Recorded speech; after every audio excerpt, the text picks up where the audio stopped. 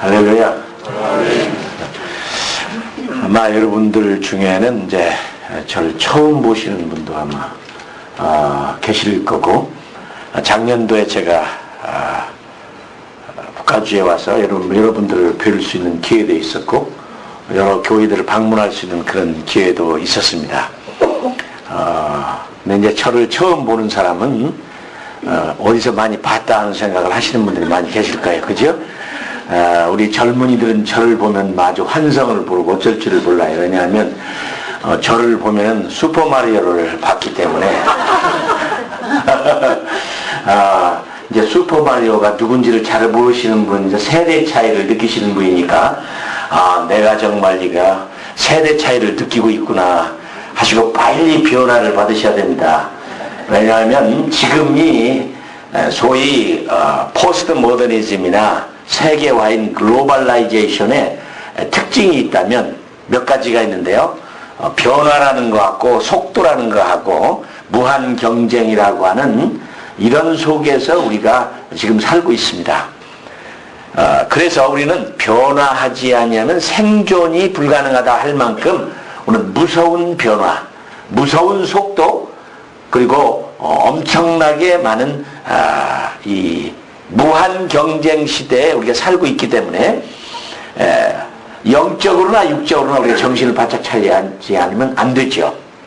그래서 한국의 우리 젊은이들은 저에게 이메일 보낼 때 슈퍼마리오 성사님 잘 계십니까? 그렇게 저한테 편지를 보내곤 합니다. 근데 저는 아주 기뻐요. 왜냐하면 이 슈퍼마리오는 감비안 말로 놀라우신 주님이란 뜻입니다.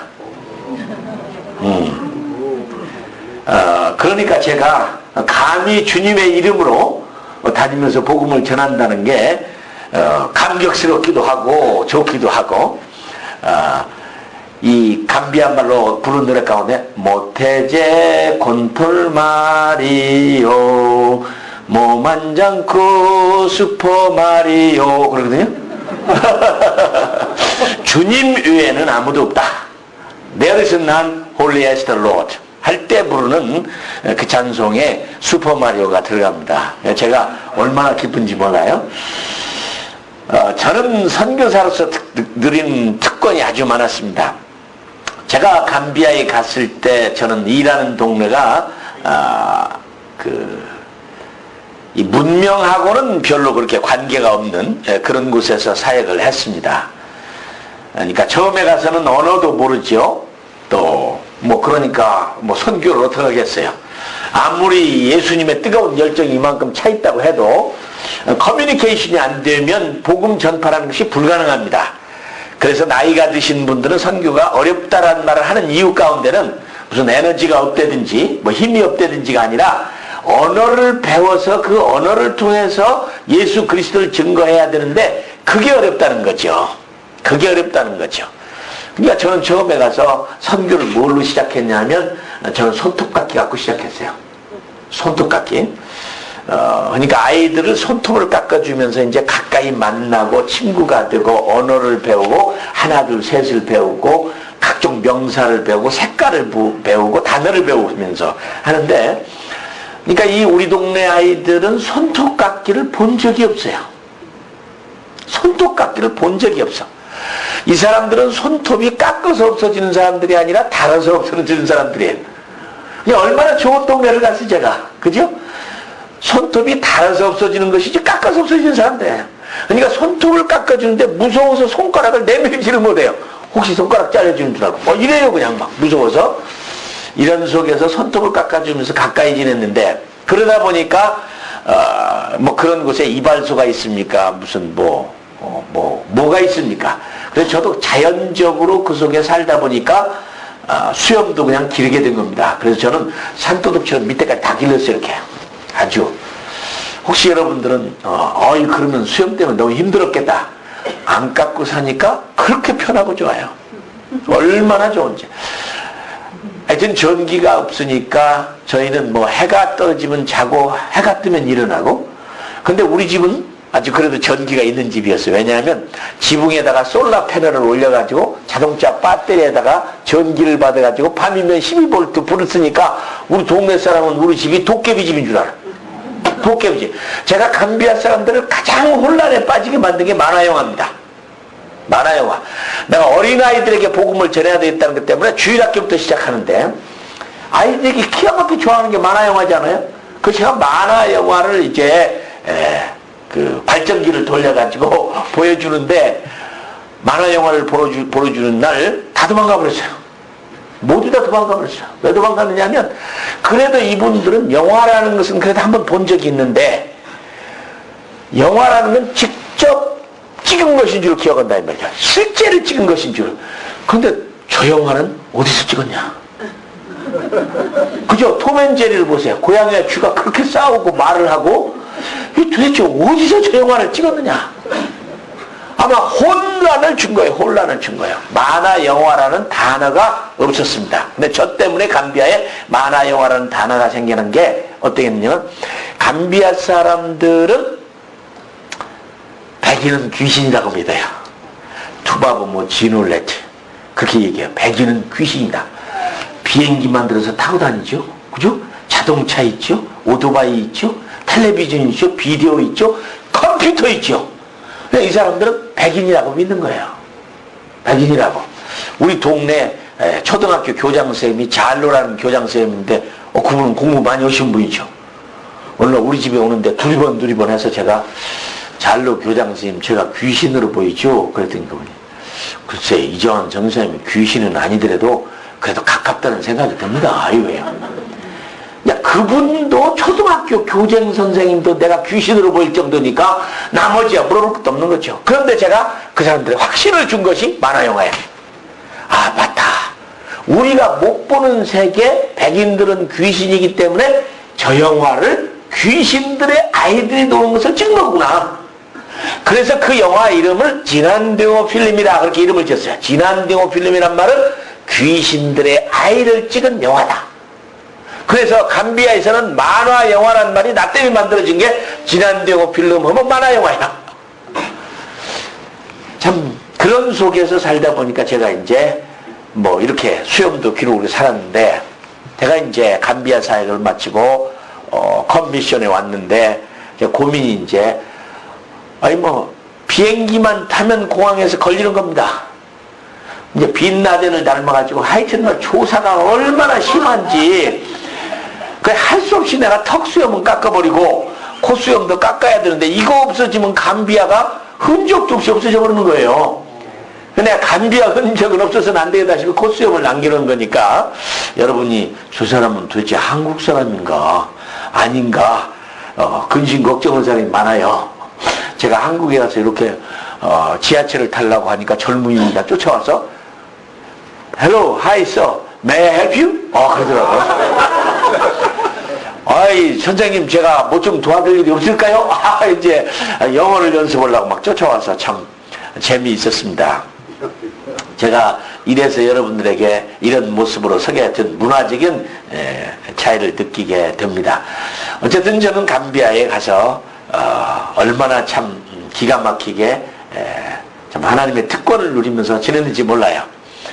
여러분의 자녀들도 여러분들도 평생에 한국말 영어만 하지 말고 전혀 한 번도 못 들어본 사람에게 가서 그 말을 배워서 한 번도 못 들어본 예수를 증거한다는 이것처럼 귀한 게 어디 있어요?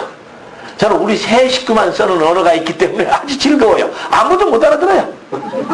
아무도 못 알아들어요. 우리 세 식구만 써요. 저희 아내나 저나 뭐 이메일을 보내도 써서 보내면 아무도 모르니까 얼마나 좋은지. 이런 특권이 어디 있습니까? 여러분의 자녀들 뭐 영어만 잘하지 말고 한국말만 잘하지 말고 전혀 새로운 언어를 배워서 그 말로 복음을 전한다는 이 특권이 얼마나 놀라운지 몰라요. 저는 감비아 대통령이 불러가지고 감비아 제발 떠나지 말라고 함께 살자고 저한테 제안을 했었습니다. 제가 감비아 말을 함으로 말미암아 얼마나 많은 사람들로부터 사랑을 받고 특권을 누리고 아주 그 재미있었는지 몰라요. 참 이런 특권 난 여러분들 누리기를 참 바랍니다. 참 이 북가주에 이렇게 선교를 깨우려고 하는 이 참 놀라운 집회를 벌써 열게 하시고 또 이렇게 모여서 다시 한번 집회를 하게 하시고, 그런데 여전히 많은 교회나 목사님들 또 장로님들 성도들이 선교라고 하는 것은 뭐 특별한 사람들만 하는 거지. 뭐 언어를 잘하는 사람들이 하는 거지. 부자 교회가 하는 거지. 특별한 은사를 받은 사람이 하는 거지. 아니면 하나님의 부르심이 특별히 환상을 봤다든지 음성을 들었다더니 그런 사람이 하는 거지. 남보다도 하나님의 비밀을 더 많이 깨달은 사람이 하는 거지 하고 선교가 나하고는 아직도 관계가 없다고 생각하고 사시는 이 북가주의 성도들이 많이 있는 것이 참 안타까워요. 참 안타까워요. 여러분이 진정으로 선교가 어떤 것인지를 안다면은 이렇게 살 수가 없습니다. 이렇게 살 수가 없어요. 제가 선교사이기 때문에 선교를 주장하지 않습니다. 저는 선교사이기 때문에 선교에 대해서 생명을 걸고 기뻐하는 것이 아니라 저는 사도 바울이 깨달았던, 아니면 하나님의 사도들이 깨달았던, 아니면 선지자가 깨달았던 엄청난 선교의 비밀 때문에 삶을 삽니다. 구약의 선지자들은 비록 신약시대가 아니라 구약시대에 살고 있었지만 놀랍게도 신약적인 선교를 다 깨달은 사람이었어요. 한 사람만 빼놓고 요나만 선교를 몰랐어요. 참 희한한 일이에요. 요나를 빼놓은 나머지 선지자들은 하나님의 미래에 있는 하나님의 엄청난 뜻인 선교를 그렇게 깨달은 대로 선교사로 불러서 니누에 성에 보내서 그런 역사를 베풀었고 고기 뱃속에서 3일씩 보내는 고통을 겪었던 요나는 끝까지 선교를 모릅니다. 참 미스테리예요. 신약 가운데에서 예수님의 제자 가운데 그렇게 선교를 끝까지 미스테리하게 모르는 사람 8대 불가사의 중에 하나인 것이 베드로가 선교를 못 깨닫는 거. 참 신기합니다. 이럴 수가 있냐 이 말이죠. 예수님을 3년 따라다니고 무리를 걸어보고, 여러분 창세기 이래 지금까지 사람들 중에 무리를 걸어본 사람이 누가 있어요? 창세기 이래 하나님이 사람을 만든 사람 가운데 무리를 걸어본 사람이 베드로 빼놓고 누구 있어요? 아무도 없어요. 그런 엄청난 경험을 한 베드로도 선교를 몰라요. 시옷자도 몰라. 8대 불가사입니다. 어떤 분은 그러더라고. 베드로도 못 깨달았는데 내가 못 깨달는 건 당연한 거 아닙니까? 그래. 여러분 그러시겠어요? 그러니까 베드로가 몰랐으니까 여러분도 모르면 아주 좋아요? 아니죠. 물론 베드로가 나중에 고넬료를 만나서 선교를 깨닫는 엄청난 그 사도행전 10장 사건은 오늘날 현대 교회가 깨달아야 할 가장 귀중해 봐야 할 사도행전 가운데 가장 중요한 10장입니다. 내가 오늘 저녁에 그 베드로 설교하려고 하는 건 아니니까 제가. 저는요 선교사로 선교지를 갔는데 선교를 모르고 갔어요. 근데 선교사로 사역하면서 하나님이 선교를 알게 해줬어요. 나는 얼마나 즐거웠는지 몰라요. 선교비를 보내주느냐 안 보내주느냐, 누가 알아주느냐 안 알아주느냐, 뭐 편지를 보내주느냐 마느냐, 소포를 보내주느냐 마느냐, 아무 관심이 없었어요. 저는 하나님의 선교에 부름받아서 감비아 땅에 선교사로 사역한다는 것 때문에 저는 춤추고 살았어요. 김진홍 목사님 우리 감비아로 오셨어요. 집회를 했는데 은혜 많이 받았습니다. 그분이 가시면서 한 말 기억나요. 이재환 선교사님은 선교를 즐기시는군요. 그럼요. 여러분 즐기지 않는 일을 하지 마세요. 아무런 효율 역사가 안 일어납니다. 여러분이 능력이 100가지를 가지고 있는데 하기 싫은 일을 하면요 10% 안 나타나요. 근데 여러분이 능력이 10%도 10가지도 안 되는데 정말 기쁘게 하면 100배 효과가 나타나요. 그걸 아셔야 돼요. 절대로 여러분 즐겨하지 않냐고 기뻐하지는 일을 하지 마세요. 아무 능력이 안 일어나요. 저는 막 그냥 인생이 즐거워서 선교사로 부름받으면 얼마나 막 기뻤는지 말할 수가 없어요. 말할 수가 없어요. 근데 오늘 제가 이 마태에 관해서 한번 얘기를 하고 싶어요. 마태. 왜냐하면 독일 신학자였던 하르낙이라는 유명한 신학자가 있습니다. 이분이 뭐라고 했냐면 제가 데이비드 보쉬의 책을 읽으면서 깜짝 놀랐어요. 이 하르낙이라는 신학자가 아니 마태복음 1장에서 28장까지 잘 쓰고 가다가 왜 맨 마지막 절에다가 너희는 가서 모든 족속으로 제자를 삼아 아버지와 아들과 성령의 이름으로 세례를 주고 내가 분부한 모든 것을 가르치게 하라. 왜 그 얘기를 왜 써놔가지고 교회를 그렇게 괴롭혔는지 모르겠다. 그죠? 왜냐하면 그 본문 때문에 죽은 사람이 무지무지게 많아요. 엄청 죽었어요. 그죠? 여러분들도 그 구절 때문에 고통하고 살아. 차라리 이 구절이 없었으면 얼마나 좋은데, 그 본문 말씀 때문에 아주 교회가 고통하고, 크리스찬들이 고통하고, 사람들이 고통해요. 그러니까 하르낙이라는 분도 쓸데없이 왜 그런 말을 써가지고 괴롭히냐. 그렇게 하르낙이라는 신학자가 마태복음에 그 말을 했어요. 그러나 다행히 그가 이제 마태복음을 연구하고 마지막에는 아니다, 내가 잘못 봤다. 그러니까 하르낙은 말하기를 맨 마지막에 끝에 붙어 있으니까 이 맹장이구만, 이 생각이죠. 근데 나중에 그가 아니네, 이것은 심장이네, 그걸 깨닫게 됩니다. 마태복음 24장, 28장 끝절이 맨 끝에 붙어 있으니까 맹장이 아니라 심장이라는 사실을 알게 돼요. 여러분, 저 텍사스 웨이코에 가면 안디옥 교회라는 교회가 있습니다. 지미 사이버트라는 목사님. 제가 얼마 전에 그분을 만났어요. 그 교회를 가서. 참 놀라운 일이에요. 이분은 무슨 설교를 해도, 장례식 설교가 됐든 돌잔치 설교가 됐든 결혼식 설교가 됐든 간에, 새벽 기도가 됐든 간에, 3일밤 기도회가 됐든 간에, 모든 설교의 끝맺음은 마태복음 28장 19절로 맺어요. 미친 사람이. 근데 과연 그 교회는 3천여 명의 그 교인들이 다 그렇게 미친 사람들만 있어요. 선교에 미친 사람들. 깜짝 놀랐어요. 거기 갔는데 세계를 위해서 기도합시다 하더니, 북한을 위해 기도합시다 하더니 한 사람이 올라오더니, 아니 우리말로 기도를 막 해요. 미국 사람이 우리말로. 그래서 내가 만나서 그랬죠. 기왕이면 하시려면 북한말로 하셔야지 왜 남쪽말로 하셨냐고 내가 그랬죠. 북한을 그렇게 기도하시고 북한을 가고 싶으면 북한말로 해야지. 여러분, 문화라는 게 아주 희한합니다. 여러분 아시죠? 예수 영화를 북한 주민들에게, 탈북자들에게 보여주니까 전부 졸아요. 우리말인데 이해를 못해요. 남쪽 말을. 그래서 할 수 없이 예수 영화를 북쪽말로 평안도 버전으로 다시 만들었어요. 그랬더니 그때야 귀가 이만해 듣는 거예요. 들어봤더니 너무너무 재밌어요. 정말 우리가 들어도 막 북한식 말로 말이죠. 네가 임신하여 아기를 낳는데 그 아들을 낳으리니 그 이름을 임마누엘이라 하리라. 근데 왜 억하가시오? 이제 말이죠. 근데 그러니까 이런 평안도 버전을 영화를 보니까 탈북자들이 귀를 기울이는 거예요. 남쪽 말을 하면 전부 주무시는데. 그랬더니 함경도 분들이 또 막 불만이 많았어요. 왜 평안도 버전이 나왔는데 함경도 버전이 왜 안 나오냐. 그래서 함경도 버전을 다시 또 만들었어. 그래서 우리말로 예수 영화가 세 종류입니다. 남쪽 말, 평안도 버전, 함경도 버전이 있어요. 참 이렇게 우리가 복음을 전하고 문화를 따라 전한다는 것이 얼마나 기가 막힌데요. 그런데 사실은 마태복음을 보면 끝에다만 그렇게 써는 게 아니에요. 지미 사이버트 목사님만 그렇게 그냥 미치게 선교를 외치는 게 아니에요.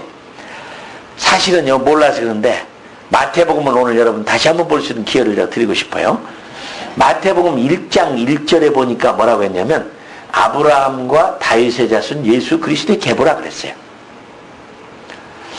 저는 한국에서 성경을 아무리 읽어도 그게 그거라고 생각했어요. 아브라함과 다윗의 자손 예수 그리스도의 계보라. 여러분,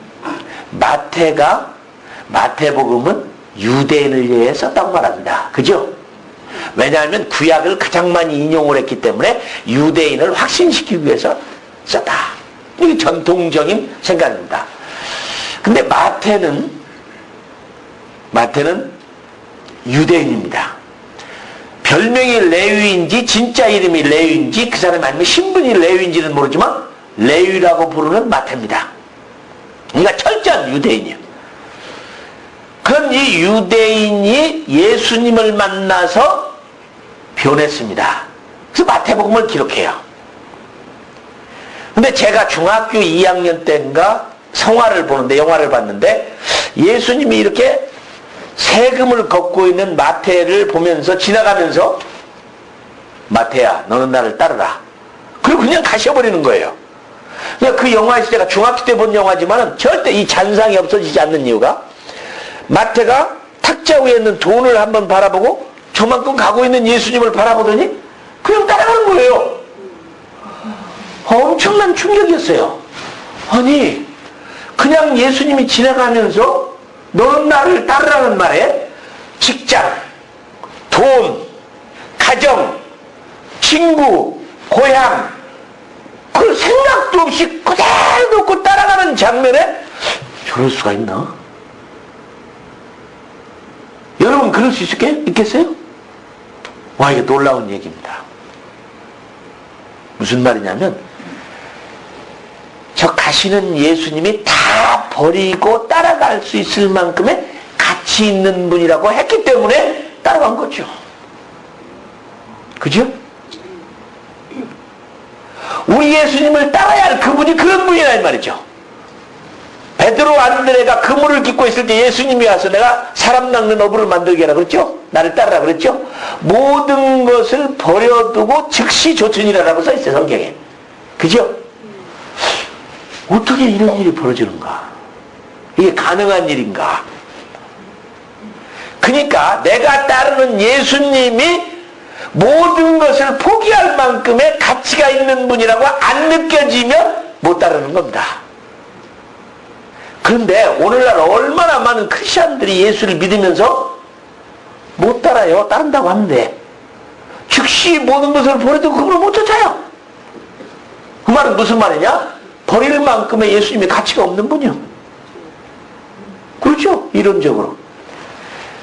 제가 교보문고에 가서 옛날에 책을 사러 갔어요. 근데 책 제목이 하나 눈에 뜨는 게 이런 책이 있대요. 맞아 죽을 각오를 하고 쓴 책이라. 도대체 무슨 얘기를 쓰는데 오늘날에도 맞아 죽을 각오를 하고 쓴 책이 어디 있어요? 여러분 책 좋아하시는 분 그냥 가겠어요? 샀지요? 일본 사람이 쓴 겁니다. 한국 사람 요거는 책이에요.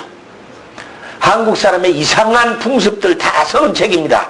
아마 그 사람은 내가 이 책을 쓰면 한국 사람이 분명히 날 때려 죽일 거라고 생각을 해서 맞아 죽을 각오로 그 책을 쓴 거예요. 근데 저는 읽어보니까 얼마나 유익하고 좋은 책인데 이런 책을 쓰면서 왜 맞아 죽을 각오를 했나? 근데 그 사람 안 죽었죠, 그죠? 우리 한국의 김동호 목사님이 생사를 각오한 교육 계획이라는 책을 썼어요. 읽어보셨죠? 나는 뭐 아프리카에서 온 사람이었으니까 아니 도대체 교회가 썩으면 얼마나 썩어서 얼마나 문제가 많으면 생사를 걸어놓고 김동호 목사님이 교회를 개혁하는 책을 썼을까 사서 읽었죠. 참 좋은 책이 돼요. 근데 내가 두 책을 보면서 좀 지나치다. 그죠? 제목이 좀 지나치다. 그런 생각을 하는데 진짜로 맞아 죽을 각오를 하고 쓴 책이 마태복음이에요. 진짜로 맞아 죽을 각오를 하고 쓴 책이 마태복음이에요. 왜요? 1장 1절부터 나는 감비아에서 마태복음을 이 생각을 가지고 읽으면서요 막 모골이 송연하고 머리가 섰어요. 막 그냥 그랬구나. 마태가 유대인에게 복음을 썼습니다. 유대인이 유대인에게 썼어요. 그런데 1장 1절부터 맞아 죽을 각오로 쓴 겁니다. 아브라함과 다윗의 자손 예수 그리스도의 계발. 여러분 마태복음은 주후 70년 전에 써졌습니다. 주후 70년 전에. 왜냐하면 마태복음 24장 1절 2절을 보면은 주후 70년에 이스라엘이 예루살렘이 이 로마에 의해서 망한다는 예언만 했지 망했다는 얘기가 기록되지 않기 때문에 70년 전에 썼어요. 그러니까 지금 예수를 죽이고 이 유대인들이 아주 살기가 등등하고 크리스찬들을 핍박하고 그런 시대인데 마태는 그걸 쓰는데 유대인이 예수를 죽였습니다. 죽였는데 1장 1절에 유대인의 자존심인 아브라함, 유대인의 자존심인 다윗, 이 두 분을 유대인이 죽인 예수 그리스도로 연결을 시켜요. 그죠? 아브라함과 다윗의 자손 예수 그리스도 개발. 이 첫철을 가지고 마태는 죽습니다. 죽습니다. 여러분요, 사도행전을 제가 이 스데반이 설교하는 본문을 시계를 가지고 내가 재면서 읽어봤더니 6분밖에 안 걸리더라고. 그러니까 스데반은 6분 설교하고 죽었습니다. 돌에 맞아 죽었어요. 6분 설교하고. 여러분 마태복음 28장을 기록하고는 이건 죽을 수 있는 확률이 수천 번이야. 그죠? 6분 설교하고 죽었는데 28장을 글로 남겨놔서 그것도 유대인들에게 썼다면 마태가 죽을 수 있는 확률은 너무 많아요.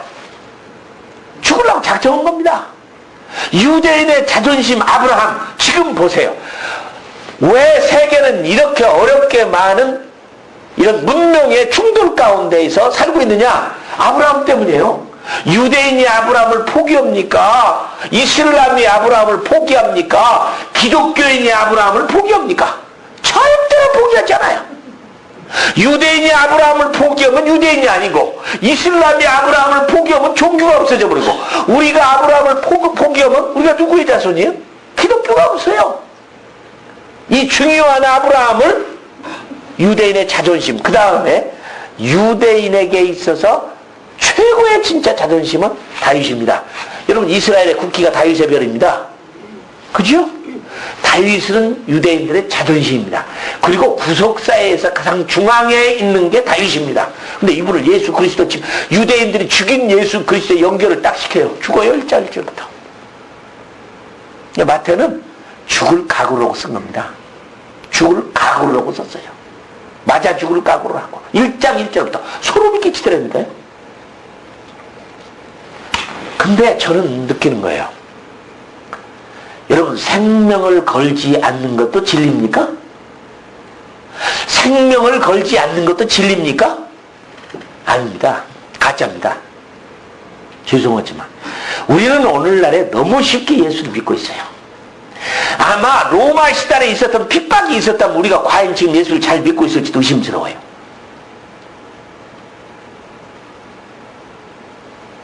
여러분 생명을 걸지 않는 것은 가짜입니다. 왜?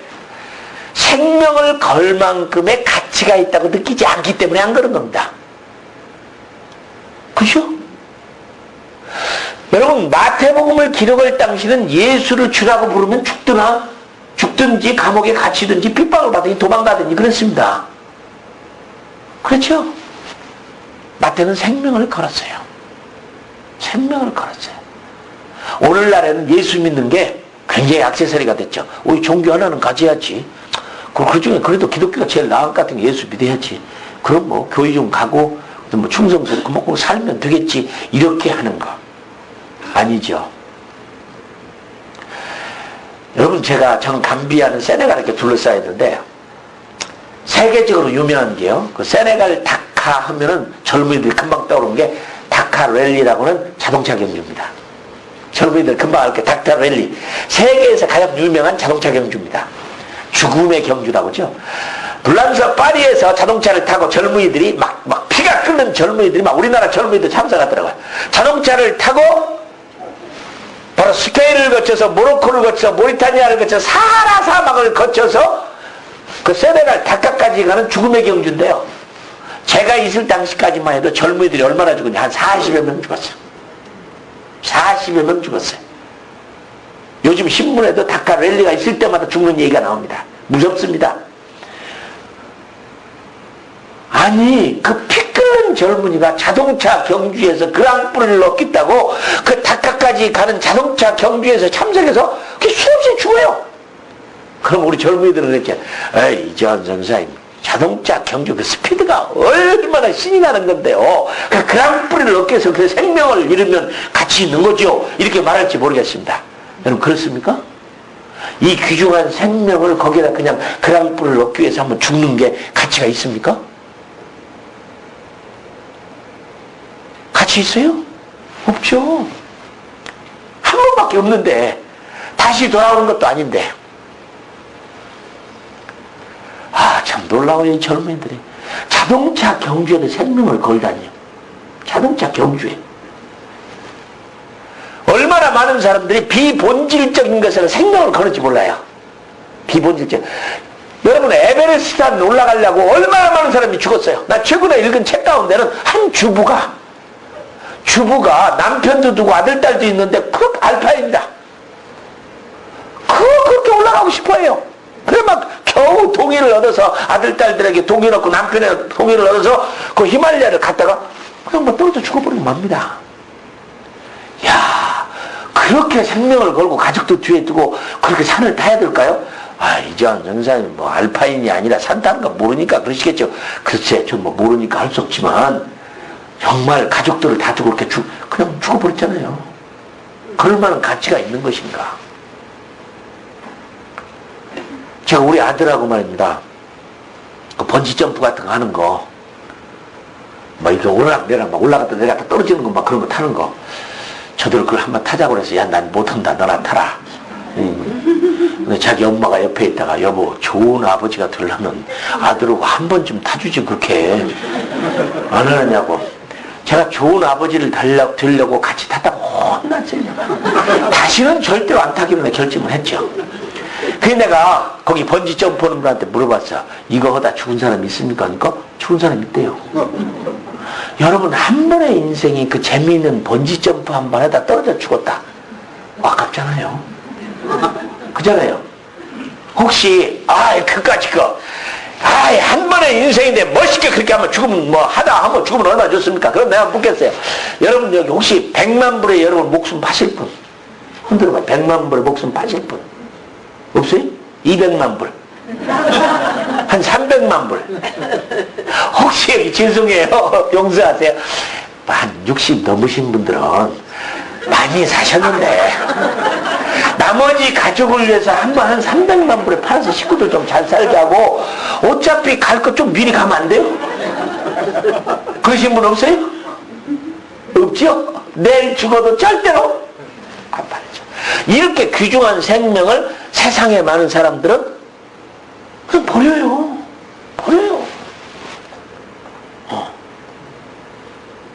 마태가 우리에게 가르쳐주는 이 선교는요, 놀랍습니다.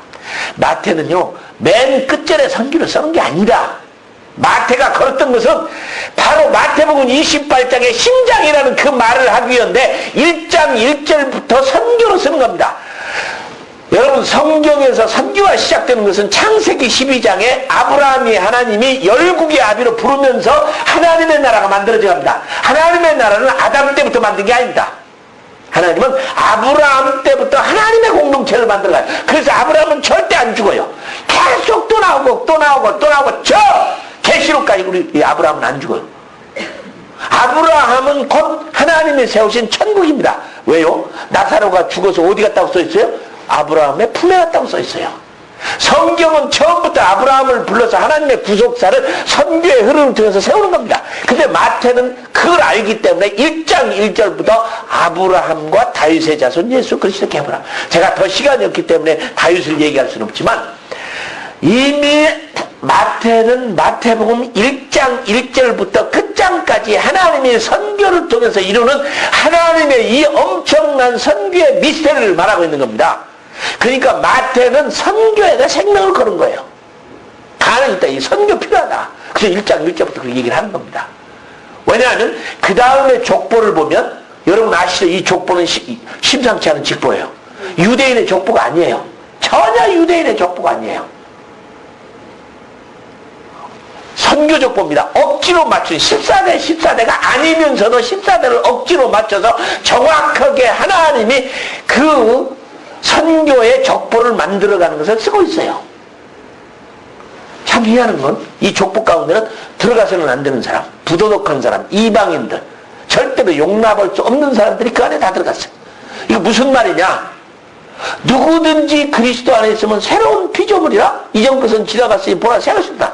무슨 이스라엘이 있고 선택된 사람이 있고 뭐 있느냐? 누구든지 다 하나님의 백성이 될 수 있다고 하는 선교적 족보가 마태복음이에요.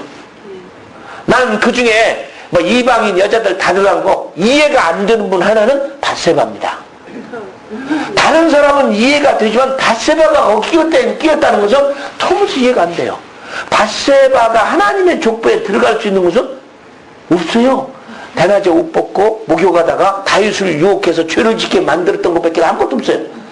성경에 보면 한 번도 다윗에게 달려들어서 당신이 왜 그렇습니까 하고 반항한 얘기도 성경에 안 써있어요.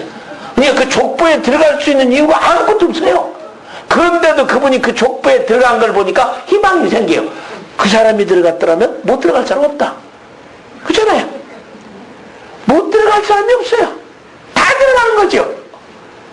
마태가 말하는 이 엄청난 족보 가운데는 밧세바가 들어가요. 밧세바가 들어가요. 아무 이유도 없이 하나님의 족보에 들어갔어요. 그럼 못 들어갈 사람이 어디 있어요? 제가 얼마 전에 텍사스 덴턴에 있는 큰 집회에 내가 한번 간 적이 한 7,000명 모인 가운데 강사로 왔던 데니엘 킴이라고 하는 흑인 여자 목사님 계셔. 내가 너무너무 놀랐어요. 스스럼 없이 얘기하는 거예요. 나는 과거에 참여했습니다. 그때 목사님이 되셨어. 떳떳하게 많은 사람들 앞에서 과거에 내가 그리스도를 몰랐을 때 나는 참여했습니다. 그리스도를 만나서 목사님이 되셨어. 입에 막 불을 토해요. 와, 그렇다. 이게 기독교다. 그죠? 누구든지 그리스도 안에 있으면 새로운 피조물이에요. 유대인이 됐든 이방인이 됐든 관계가 없어요. 밧세바가 됐든 누가 됐든 간에 하나님의 족보에 들어갈 수 있어요. 마태는 그걸 봤어요. 그러니까 자기가 유대인으로 쓴 게 아니에요. 자기 같은 사람이 텍스 콜렉트에다가 그리스도를 만나서 그가 변화되는 것이 너무 기뻐서 그런 족보를 쓰는데 누구든지 그런 사람 된다. 맞습니다.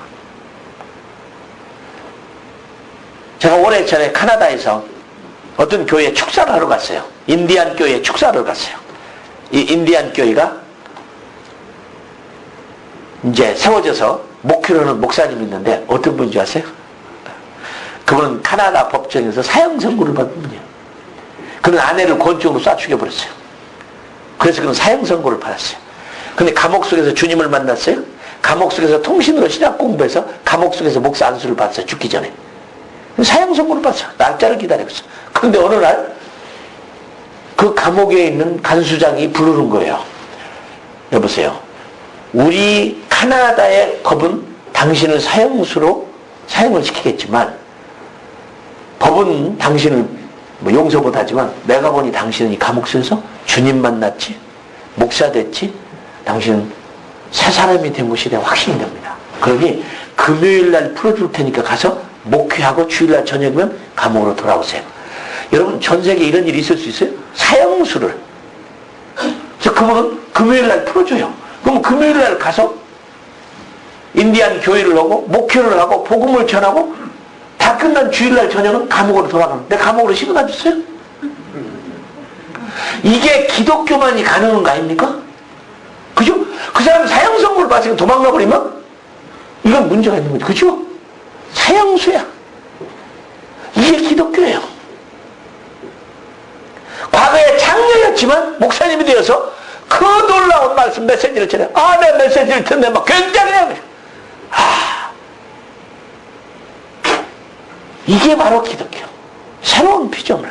마태가 그가 주님을 만나고 생명을 걸 만큼 가치가 있다고 생각하기 때문에 그는 죽을 각오로 하고 마태복음을 쓰는 거예요, 지금. 1장 1절만 가지고도 수없이 죽을 수 있어요. 족보만 가지고도 죽을 수 있어요. 여러분, 혹시 여러분 중에 나는 이것을 위해서 죽겠다라고 하는 것을 아직 발견하지 못한 분, 아직 인생을 시작도 안 했습니다. 여러분, 죄송해요. 제가 2번 경험을 했는데요. 한 번은 부산 집회에서 경험을 하고, 작년 4월 달에 제가 호주에서 요나선교학교라는데 이런 요나선교학교를 했어요. 많이 모였는데 가장 나이 어린 분이 지금까지 13살짜리가 가장 나이 어린 분이 요나선교학교를 참석해서 3일 동안 교육을 받았고 98살 할머니가 가장 많으신 분이었어요. 근데 3일을 마치고 가서 13살짜리가 집에 도착해서 뭐라고 그랬냐면 부모한테 그랬다는 거예요. 한숨을 쉬면서 아버지 어머니 이렇게 사시면 안 됩니다. 내가 13년의 인생을 내가 헛살았습니다.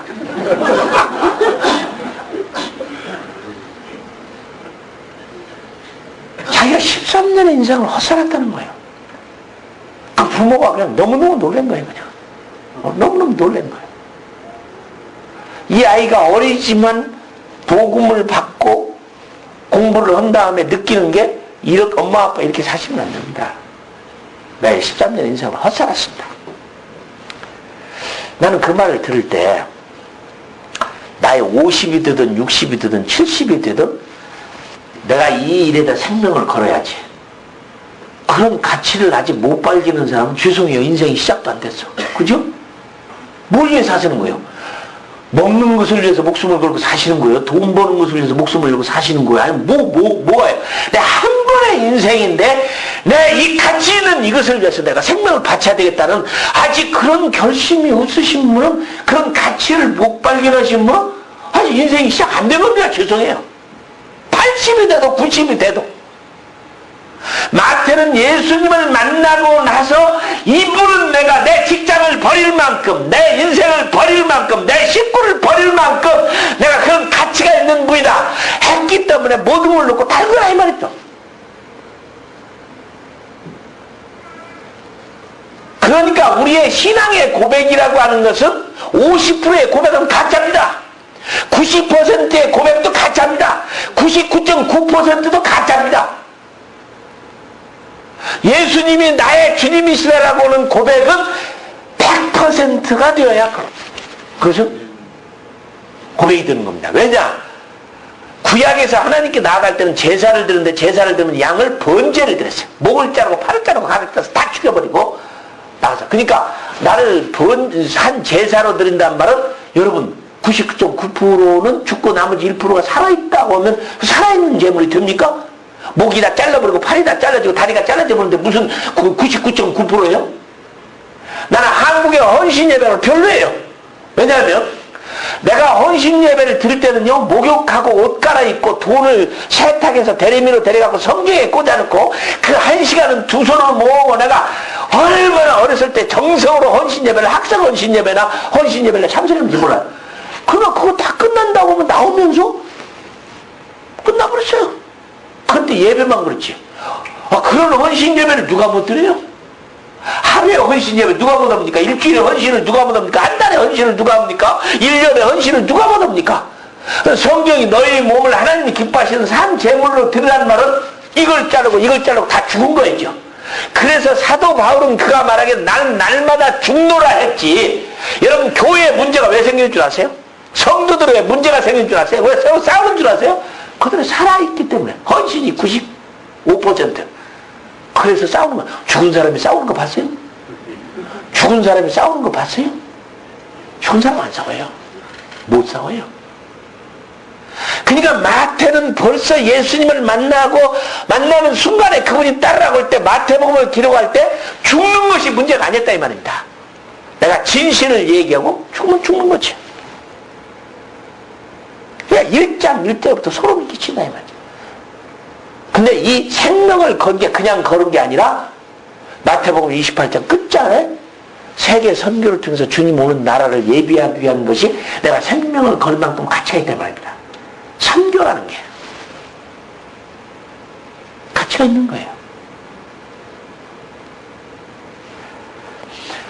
저는 영국에 선교단체에 속해서 훈련을 받고 거기서 갔는데 우리 그 선교부의 창시자가 누구냐면 C.T. 스타드라는 사람인데, 찰스 스타드라는 사람인데 참나 그분 저에게 정말 큰 도전을 줘. 인생을 바꿨어요. 저를. 그 사람은 케임브리지 대학 졸업했죠. 아버지가 백만장자였죠. 자기 유명한 야구선수죠. 영국 야구 크리켓. 그러니까 명예, 인기, 돈. 그죠? 이거 있으면 다 있는 거 아닙니까? 명예, 인기, 돈. 근데 학교를 졸업하자마자 자기 친구 여성과 함께 중국 성서로 가버렸어요. 이것이 기독교사에 유명한 케임브리지 7인이에요. 막 영국 신문이 떠들었죠. 야, 우리가 학교를 옥스퍼드나 케임브리지를 왜 세웠냐? 좋은 사람 길러서 나라를 위해서 쓰려고 했는데 7명 장성의 아들, 귀족의 아들, 백만장자의 아들이 다 때려치고 졸업하자마자 직장도 않고 바로 선교사로 중국으로 가버리는 거예요. 와, 약관에 20살, 21살. 제가 우리 집 아이가 21살 됐을 때 그랬어요. 얘야, 야, 누구는 네 나이 때 21살 때 중국에서 선교사로 있었다. 너 뭐 하고 있냐? 아빠. 어떤 사람은 아빠 나이에 대통령 했어요? 내가 그랬어요. 내가 대통령이 부럽지 않다 나는. 내가 그랬습니다. 그 나이에 티네이저 시절에 19, 20 선교지가 있었어요. 요즘은 선교가 너무 늦어요. 너무 늦어요. 선교가. 벌써 당시에 우리나라에 와서 죽은 대동강변에서 죽은 로버트 토마스 그런 사람은 벌써 티네이저 시대 간 사람입니다. 대학을 다닐 때 총장한테 편지를 썼는데 나 선교사 간 사람인데 빨리 좀 졸업시켜주세요. 그런 사람이에요. 결혼을 하자마자 시험도 안 끝나서 2달도 안 돼서 선교지로 가버렸어요. 무서운 사람들이다 이 말이죠. 오늘날 우리가 믿는 예수 그리스도 이거 인정받을 수 있는 것인지 고민이 많다 이 말입니다. 오늘쯤 난 여러분들의 진실을 말하고 싶어요. 마태는 주님의 부름을 받았을 때 마태복음 기록할 때 1장 1절부터 생명을 걸고 하나님 나라 복음을 전하는 일에 이렇게 얘기했는데 우리는 너무 늦어요. 죽기를 각오했어요. 근데 히티스들은 그렇게 가버렸어. 그리고 25살 되던 해에 자기 아버지의 돈을 물려받아서 100만 장자 선교사가 됐어요. 어떻게 합니까 아세요? 3등분으로 나눠가지고 3분의 1은 시카고에 있는 무디 전투단에게 보내고 3분의 1은 셀베이션 아미 구세군에다 보내버리고 3분의 1은 조지 불로 고아원에다가 보내버렸어. 그래도 3,000파운드 한 5,000불을 남겨가지고 프리스길라 약혼자한테 주면서 그랬어요. 요거 그래도 우리 결혼하면 뭐가 필요할 텐데 요거 결혼에 좀 써주시오 줬더니 프리스길라 그런 거예요. 여봐요 찰스, 우리가 교회 앞에서 혼인 예배 드리면 되는 것이지 무슨 돈이 왜 필요냐? 그걸 구제연금으로 보내버렸어. 이야 무서운 사람들이야. 그리고 교회에서 혼인 예배 드는데 머리에 띠를 들고 가슴에 휘장을 들고 나는 그리스도의 군사다 그러고서 결혼식을 끝내버렸어. 아니 내가 요즘에 젊은이들 주례를 사달라면 내가 푸타하고 사정합니다. 제발 결혼식 좀 그렇게 안 할래. 왜 웨딩드레스에다가 턱시도에다가 그 많은 꽃에다가 그렇게만 돈 많이 들여서 그렇게 결혼식 하냐. 혼인 예배다. 결혼식 하지 말고 혼인 예배를 드려라 하나님 앞에서. 그러면 돈도 안 들고 그 돈 구제헌금 보내면 하나님이 얼마나 기뻐하겠느냐. 얼마나 기뻐하겠느냐. 그렇게 한번 해봐라. 안 돼요. 아버지 어머니 저 처가댁 때문에 안 되고 뭐 때문에 안 되고 뭐 때문에 안 되고 그냥 해요. 그냥 할 수 없이 내가 결혼식을 해주긴 해주는데 그 용기가 없어요. 그 용기가 없어 참. 참 안타까워요. 누가 물어요. 그럼 성사님 어떻게 했냐고. 저도 그런 거 안 입고 했습니다. 웨딩드레스도 없었고 저희 아내도 그런 거 없이 그냥 한복 입고 저 양복 입고 그냥 이발하고 간단하게 서서 그냥 저녁 7시에 결혼했어요. 왜냐하면 좋은 시간에 결혼하면 다른 사람이 다 저 때문에 와 있잖아요. 그러니까 직장 끝나고 학교 끝나고 돌아가는 시에 딱 7시 와서 그냥 결혼식 보고 그냥 가면 되잖아요. 축하해주고. 그 대신에 제가 그랬어요. 제 후배 목사한테 그래도 하나님께 참 아름답게 드리는 혼인 예배니까 넌 와서 축하 찬송을 좀 해달라. 축가를 좀 해달라 하니까 얼마나 믿음이 저는 후배 목사인지 그냥 산에 가고 얼마나 통성기도로 기도를 많이 했는데 목이 다 쉬어갖고 내려왔어. 근데 그날 부른 찬송이 뭐냐? 내일 일은 난 몰라요. 하루하루 살아요. 여러분 무슨 결혼식의 축가가 내일 일은 난 몰라요. 하루하루 살아요를 불러요. 난 그 멋있는 그 믿음이 너무 좋아요. 여러분 좀 주님이 기뻐하는 그런 좀 말이죠. 그런 거 한번 해보시라고요. 그 용기가 왜 없어요? 그 용기가 왜 없냐고요. 그러고 끝나버렸어요. 뭐 땅 따다다 뭐 입장 그런 것도 없었습니다. 뭐 하나님께 예배 탁 해도 그렇죠. 결혼식 끝나고 신랑식 뭐 살짝 들었다 놨다 해서 무슨 운동 경기 끝난 것처럼 그렇게 하고 말입니다. 백만장자 찰스 스타드는 그렇게 결혼했어요. 짐 엘리엇은 위튼 칼리치를 졸업하고 THM을 받은 사람이고 유명한 사람이고 그런 에콰도르에 가가지고 정글 속에서 10분도 안 되는 결혼식 끝나버렸어요. 사막빗장에 올라가가지고. 뭔가 하나님 앞에서 여러분들이 희생이라는 게 있을 때 하나님께 나가는 거지 아무것도 없이 그리스도로 말미암아 모든 것만 누리려고 하냐 이 말이죠. 그분을 위해서 뭔가 하려고 하는 게 없고 말이죠. 마태는 이미 1장 1절을 들어서 생명을 걸었어요. 생명을 걸었어요. 하나님이 아브라함을 쓰시는 걸 보세요. 멋있습니다. 아브라함은 그렇게 믿음이 좋은 사람이 아니에요. 여러분 아시는 대로 갈대아 우르 아비 친척집을 떠나라는데 친척도 모시고 가고 아버지도 모시고 가고 하나님까지 모시고 가고 이거 봤죠? 순종했지만 100%가 아니었어요. 아버지도 모시고 가고 조카도 데려가고 친척도 데려가고 말입니다. 고난당했죠. 가나안 땅에 가라고 했으면 하나님 보내신가 거기서 기적을 베풀 거 아닙니까? 흉년도니까 그랄 땅으로 내려갔죠. 그랄 땅에 내려가는 건 좋은데 자기 부인을 자기가 살려고 누이라고 그랬잖아요. 난 이해가 안 돼요. 내가 추측컨대 적어도 그때 아브라함이 80살이고 사라가 70입니다. 10살 차이니까. 아니 한갑이 지난 지가 10년이 지났는데 70 놓은 노인이 이쁘면 얼마나 이쁘다고 80 먹은 노인이 살라고 그 부인을 자기 부인이라고 안 하고 말하지 말라고 살라고 그렇게 해요. 아 치사해요. 아주 치사해. 그죠? 나는 가끔 말입니다. 선기자에 있을 때 아브라함 당신 때문에 내가 이렇게 고생합니다 그랬어요. 그러잖아요. 하갈만 안 해뒀어도 그런 일이 없잖아요. 이슬람이 안 생겨났을 테니까. 그냥 믿음이 없었어요. 아브라함이. 그리고 하나님이 75살에 불렀는데 다시 불러서 일을 맡기는 것은 115살 때입니다. 115살 때. 그때 하나님 불러 네 아들 독자 이삭인데 그 모리아산에 가서 받자라. 여러분 부모가 자식을 위해서 죽는 건 다 할 수 있습니다. 그죠? 근데 부모가 자식을 죽이는 일은 어렵습니다. 그죠? 가면서 여러분 같으면 그랬겠죠. 하나님 내가 아들 대신 죽으면 안 됩니까? 아들 대신 죽을 부모는 다 합니다. 우리 집 처마 밑에 참새새끼가 떨어졌어요. 아이고 안타깝더라고. 치마에서 떨어졌는데 근데 내가 좀 살려보려고 어떻게 해보려고 하니까 참새 어미가 나한테 달려들어요. 내가 무슨 빼낸 줄 알고. 아니 참새가 날 달려들어서 살겠어요? 생각해보세요. 참새가 나한테 달려들어서 살겠냐고요. 자기 새끼에 대한 보호 능력. 그렇죠? 나한테 달려들더라 이 말이죠. 동물들도 있습니다.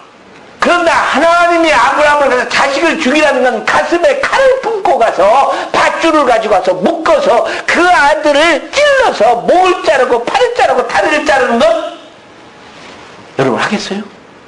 이게 바로 기독교의 시작입니다. 하나님이 하나님의 공동체를 만드는 아브라함에게 주었던 우리 신앙의 모습을 보여준 게 바로 네가 가장 사랑하는 독자 이삭을 번제로 잘라서 태워서 드리라는 겁니다. 이게 신앙생활인데 오늘날은 아니죠. 참 아니죠. 참 편리하죠. 여러분 다윗이 아미나답의 집에 있는 법궤가 자그마치 20년 동안 있어서 다윗은 참으로 하나님 예배를 기뻐하는 사람입니다.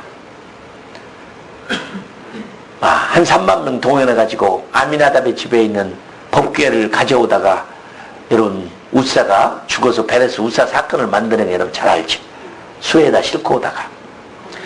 근데 그게 오베데돔의 집에 가더니 3개월 만에 그 집을 막 쥐어 터져버렸어요. 한편 생각하면 여러분 예수 믿고 3개월 만에 효부를 못 보면 그럼 잘못된 거예요. 예수 믿고 3개월 딱 잘 믿었는데 그냥 무슨 일이 안 터졌다 하면 문제가 있는 거예요. 오베데돔은 그 모시고 가서 딱 3개월 만에 끝나버렸어요.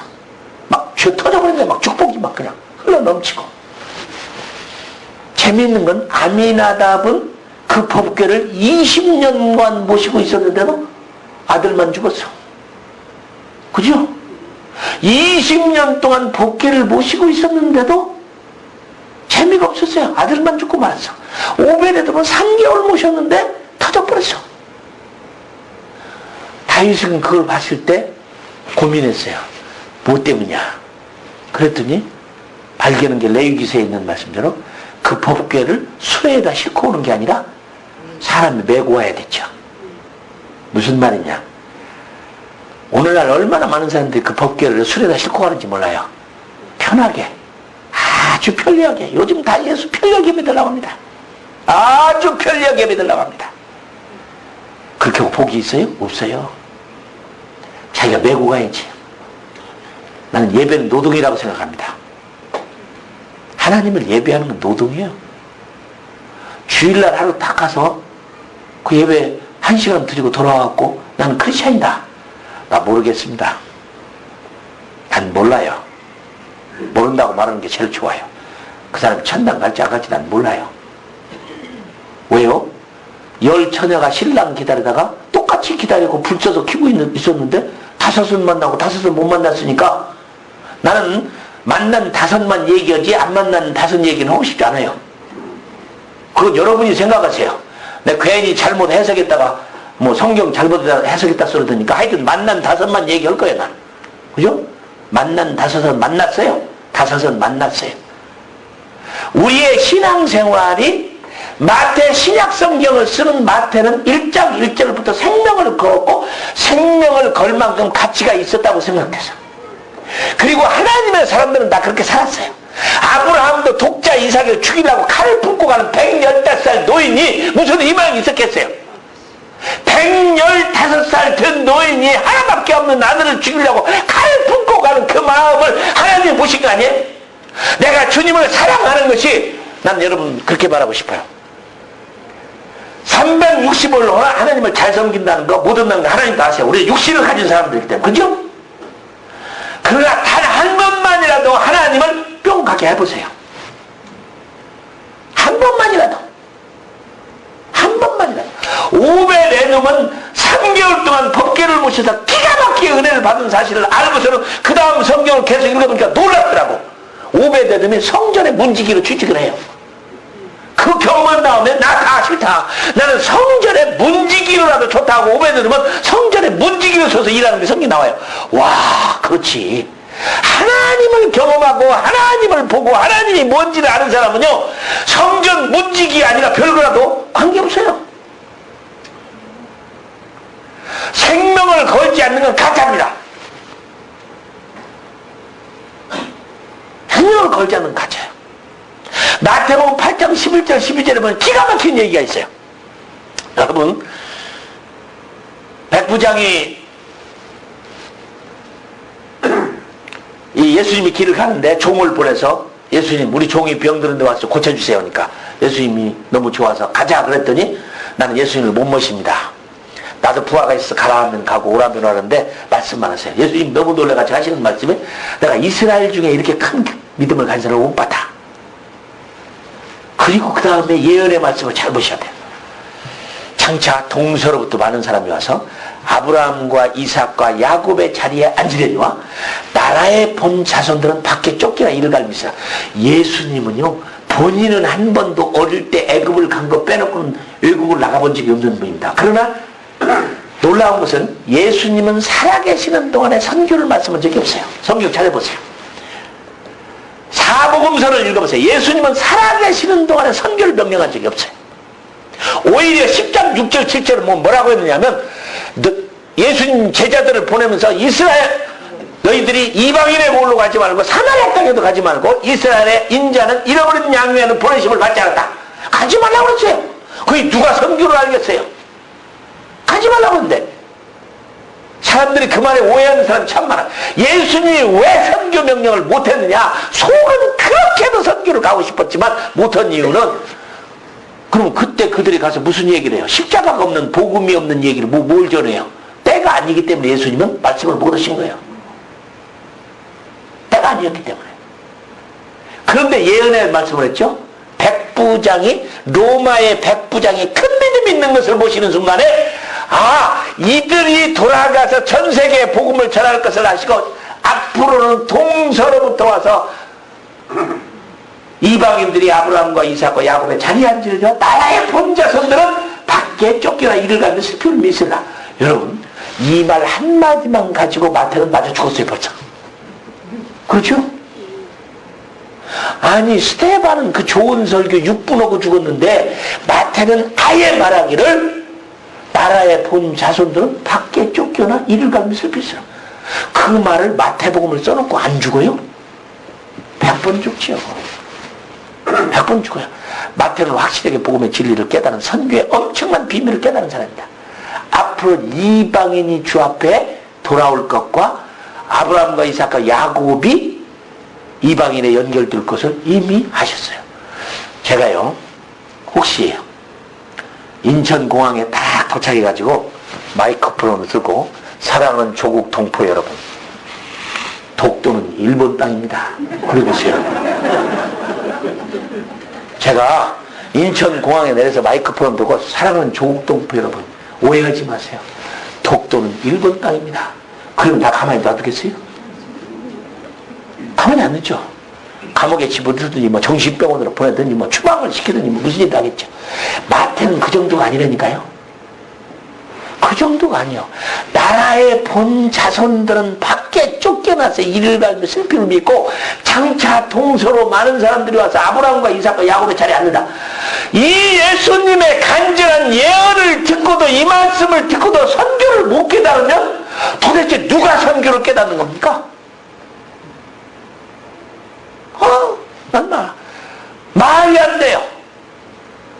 선교를 모르시는 목사님, 선교를 모르시는 장로님, 선교를 모르시는 성도님, 대체 마태복음을 어떻게 읽고 있느냐 이 말이죠.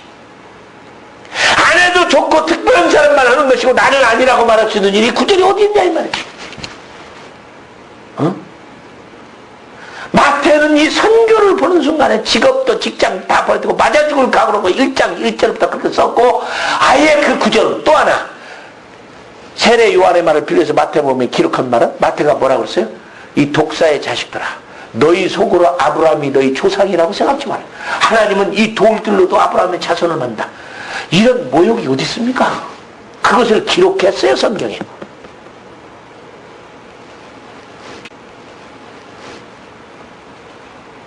우리가 아직도 헌신하지 못하고 희생하지 못하고 내 삶을 위해서 주를 위해서 살라고 안 하는 것은 아직도 내가 믿는 예수 그리스도를 그런 분으로 가치를 아직도 못 느끼고 있기 때문입니다. 그러잖아요? 못 느끼고 있기 때문이에요. 그게 가치 있는 것이라고 생각하면 못 결정할 게 뭐가 있어요? 못할 게 뭐 있어요? 사람은요, 경제적인 동물이다. 경제적인 동물이다. 어린아이들도요, 달러와 동전을 구분할 줄 알아요. 구분할 줄 알아요. 가치가 있는 것이 없는 것이 뭔지를 잘 압니다. 저는 그래서요, 생명을 걸지 않는 것은 가짜일 뿐만 아니라 어떤 일도 생명을 걸지 않는 것은 기적도 능력도 역사도 아무것도 안 일어납니다. 안 일어납니다. 저는 감비에서 그런 경험을 해봤어요. 저는 아프리카를 갈 때 다시 살아 돌아와서 한국 땅에 온다고는 생각을 못하고 갔습니다. 그건 가능성이 없다고 생각했어요. 왜냐하면 아프리카를 내가 전혀 몰랐으니까요. 무서운 땅이라고만 생각을 했고요. 마음으로는 지금도 식인종이 있는 거 이렇게 생각하고 아프리카를 갔기 때문에, 혹시 뭐 선교사가 믿음이 있었으니까 아프리카 가니까 굉장히 뭐 큰 믿음 가지고 갔을 것 같지만, 제가 김포공항을 떠날 때 제 속을 들여다보면 불안, 초조, 절망, 근심, 걱정, 그거밖에 없었어요. 우리 교인들은 또 보내면서 김포공항에 나와서 또 왜 이렇게 울어요? 미국 간다 하면 그렇게 좋아하는데 아프리카 간다니까 막 통곡으로 우는 거예요. 또 괜히 울었죠, 우리도. 그래서 제가 그때 참 우스운 것은, 그래도 아프리카 가면은 제가 포기하지 않은 게 있는 게, 그래도 가면 아프리카 가면 바나나는 있겠지 내가 생각했어요. 감비아는 가서 보니까 바나나도 없는 나라고, 야 정말 참 없어도 이렇게 없는 나라가 세상에 있는가 하는 생각인데, 내가 다른 나라 아프리카를 한번 가보고 그랬으면 감비아는 안 갔을지도 몰라요. 다른 나라에 가서 보니까 뭐 바나나도 많고 파인애플도 많고, 뭐 바나나는 돼지 먹이라고도 하고 그러더라고요. 근데 감비아는 그것도 구경하기 힘들었어요. 야 없어도 이렇게 없을 수가 있는가. 그러나 그런 나라에 보내준 게 제가 얼마나 지금 생각하니까 고마운지 몰라요.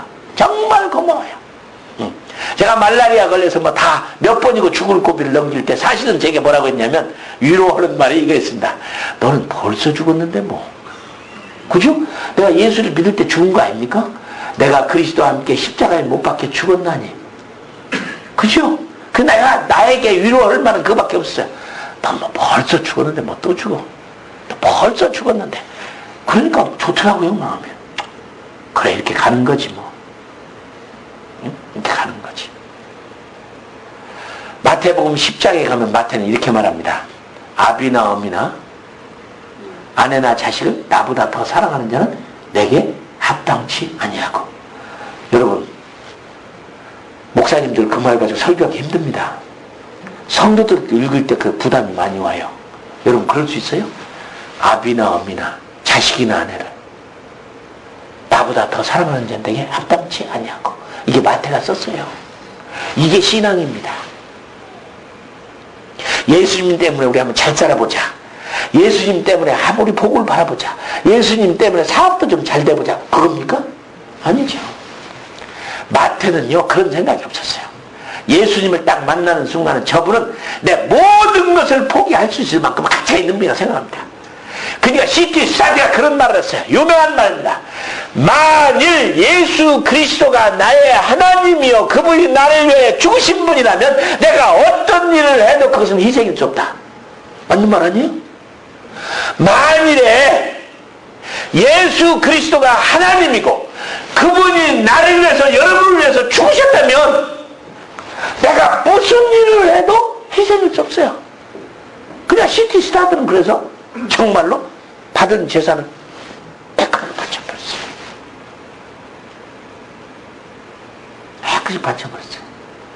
우리 선교사님 가운데 여기 버클리 UC 버클리에서 이제 포스닥까지 다 마치고 뭐 교수 자리에다가 뭐 출세할 수도 길이 많은데 선교사를 가니까 파송식 하는데 어떤 분이 와서 그런 거 있죠.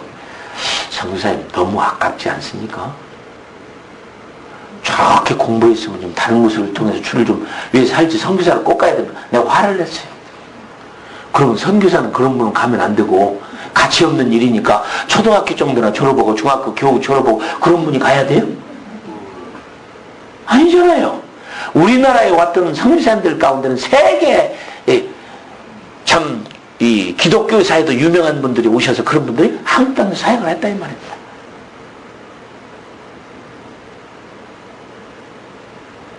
오늘 마태는 마태복음 1장 1절부터 99절절이 자기 죽으려고 작정을 했어요. 작정을 했어요. 죽고자 하는 자는 살 것이요 살고자 하는 자는 죽을 것이라. 이 말은 무슨 말이냐면요, 정말 예수 그리스도는 이 진리는 내가 죽을 만큼의 가치가 있다는 보장이 있는 사실 진실입니다. 제가요 참 가치라고 하는 것을 내가 깨닫게 된 건, 저는 영국에 있는 동안에 훈련받으면서 대형박물관을 아주 자주 갔습니다. 대형박물관을 아주 자주 갔어요. 근데 가는 이유가 왜냐하면 그 갤러리 같은 데 가서 보면 이런 그림들 있죠. 아이콘. 옛날에 선조들이 그림을 그래서 예수님 뭐 막 그 그림들 그린 거 그게 그냥 그려진 게 아니더라고요. 그림이 설교하는 걸 내가 경험했어요. 그림이 설교를 해요. 그러니까 그들이 그림을 할 때 그림이 그런 게 아니고 하나님이 내게 주어진 이런 자질은 나는 그림밖에 없다. 그러면 내 그림을 통해서 최고의 하나님을 나타내야지. 이런 삶이었어요. 그냥 그린 게 아니라는 거였어요. 특별히 내가 루벤의 그림을 딱 보면서요, 이 그림 속에서 설교를 하는데 머리가 쓰라고 그림이 설교를 해요. 그리고 이름을 봤더니 루벤의 이름이 피터 폴 루벤이야. 역시 그 아버지가 신앙이 많았구나, 컸구나. 아들의 이름을 붙일 때 피터면 피터고 폴이면 폴이고 루벤이면 루벤이지 얼마나 욕심이 많았으면 피터 폴 루벤이. 여러분들 그렇게 자녀 이름을 그렇게 짓습니까? 그잖아요. 피터 있고 매튜 있고 룩 있지 피터 폴 루벤을 넣는 사람이 어디 있어요? 그러니까 여러분들 앞으로 자녀들이 자녀를 낳으면 마태, 마가, 누가, 요한 막 다 이름을 집어넣어요. 그 욕심이야. 그런 영적인 욕심이 있으니까 역시 그림을 보는 순간 내가 그 그림 봤어요. 제가 이제 거기 가면 핸델의 메시아가 있죠. 자기는 음악으로서 하나님께 드릴 길밖에 없다 싶어서 한 달 동안 금식하면서 메시아를, 얼마나 위대한 작품입니까? 메시아. 핸델의 메시아. 위대한 하나님을 높이기 위해서 그렇게 노력했다 이 말입니다. 근데 나는 뭐냐? 주님은 우리들에게 로마서 12장에 보면 바울은 하나님의 비밀인 로마서를 1장에서 11장까지 비밀을 말하고 12장부터 어떻게 살 것을 가르쳐 주는데, 내가 하나님의 모든 자비하심으로 너희를 권하노니 너희 몸은 하나님이 기뻐하시는 산 제물로 드리라고 된 말이죠. 제물입니다. 내가 제물로 드리라는 거예요. 여러분 오해하지 마세요. 고민이 하나 들어있는 게, 예수님이 십자가의 죽음으로 우리가 구원이 쉬워졌습니다. 그렇죠? 공짜로 받았어. 너무 쉬워서 그분이 내신 죽었기 때문에 우리가 구원을 받았어. 그런데 사람들이 오해하고 있어요. 구원도 쉽게 공짜로 받았으니까 하나님께 나아가고 거룩한 삶을 사는 것도 쉬운 거라고 생각합니다. 아닙니다. 절대로 아닙니다. 구약이나 신약이나 하나님 앞에서 경건하게 살고 거룩하게 살기 위해서는요, 얼마나 똑같이 어렵다는 사실을 여러분 아셔야 돼요. 거룩이 그냥 됩니까? 경건이 그냥 됩니까? 하나님의 임재함이 그냥 됩니까? 그런데요, 너무 사람들이 구원처럼 쉽게 여겨버려서 아무것도 안 되는 거예요. 제사가 끝났어요? 구약은 동물이죠? 사람은 나를 드리라는 거예요. 구약은 11조죠? 신약은 11조 없어요. 10에 10조를 드려도 모자란 거예요. 그죠? 너희 몸을 하나님 기반 산 제물로 들어가는데 무슨 10에 1조입니까? 11조가 어디 있어요? 더 어렵습니다. 경건하게 산 게. 근데 오늘날의 교회는 구원만큼이나 쉬운 걸로 생각하는 거예요. 수레에다가 싣고 가요, 법궤를. 참 안타까운 일입니다. 참 안타까운 일이에요. 쉬운 게 아니에요. 어려워요. 그런데 그들은, 음악을 하는 사람들은 내가 하나님 앞에 드릴 수 있는 건 음악밖에 없다. 최고의 하나님을 드리라고. 세바스찬 바하. 시편에 여호와는 새 노래를 좋아한다는 것 때문에 그분은요, 매 주일마다 칸타타를 작곡했어요. 가스펠송이 아닙니다. 칸타타를. 그 사람은 할 일도 되게 없었던 모양이다. 뭐 맨날 그 칸타타 작곡하고 집에 있어. 세바스찬 바하가요, 얼마나 자녀가 많았는지 먹고 살기도 힘들었어요. 그러나 하나님은 새 노래를 좋아한다는 것 때문에 매 주일마다 칸타타를 작곡했어요. 세바스찬 바하고 너무 많아갖고 연주도 안 되잖아요. 너무 많아갖고 못해요. 매 주일에 작곡했는데 그거 언제 누가 다 해요? 성가대는 얼마나 죽어났을까요? 그 작년에 쓰던 거 한 번 더 쓰면 안 되냐? 안 하는 거예요. 얼마나 힘들었겠어요.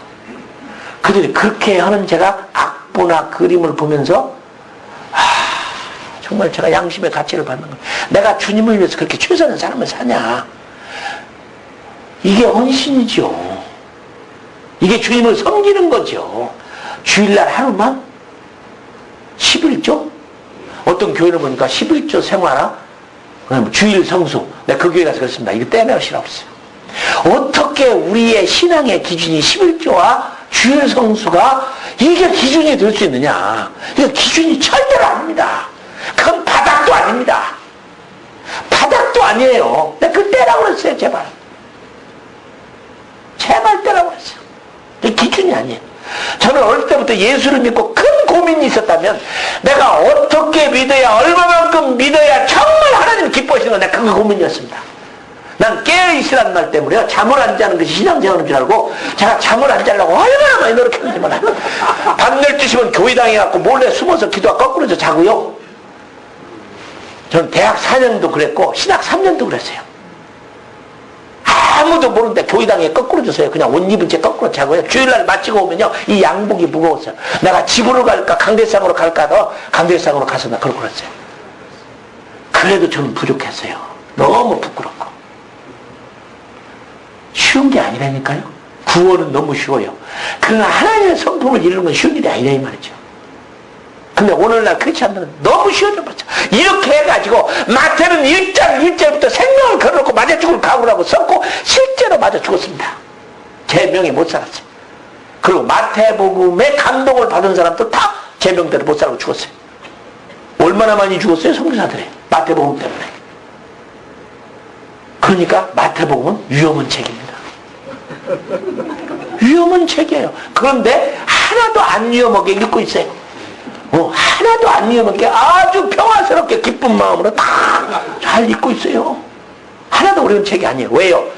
바로 마태복음을 마태의 심정으로 읽지 않기 때문입니다.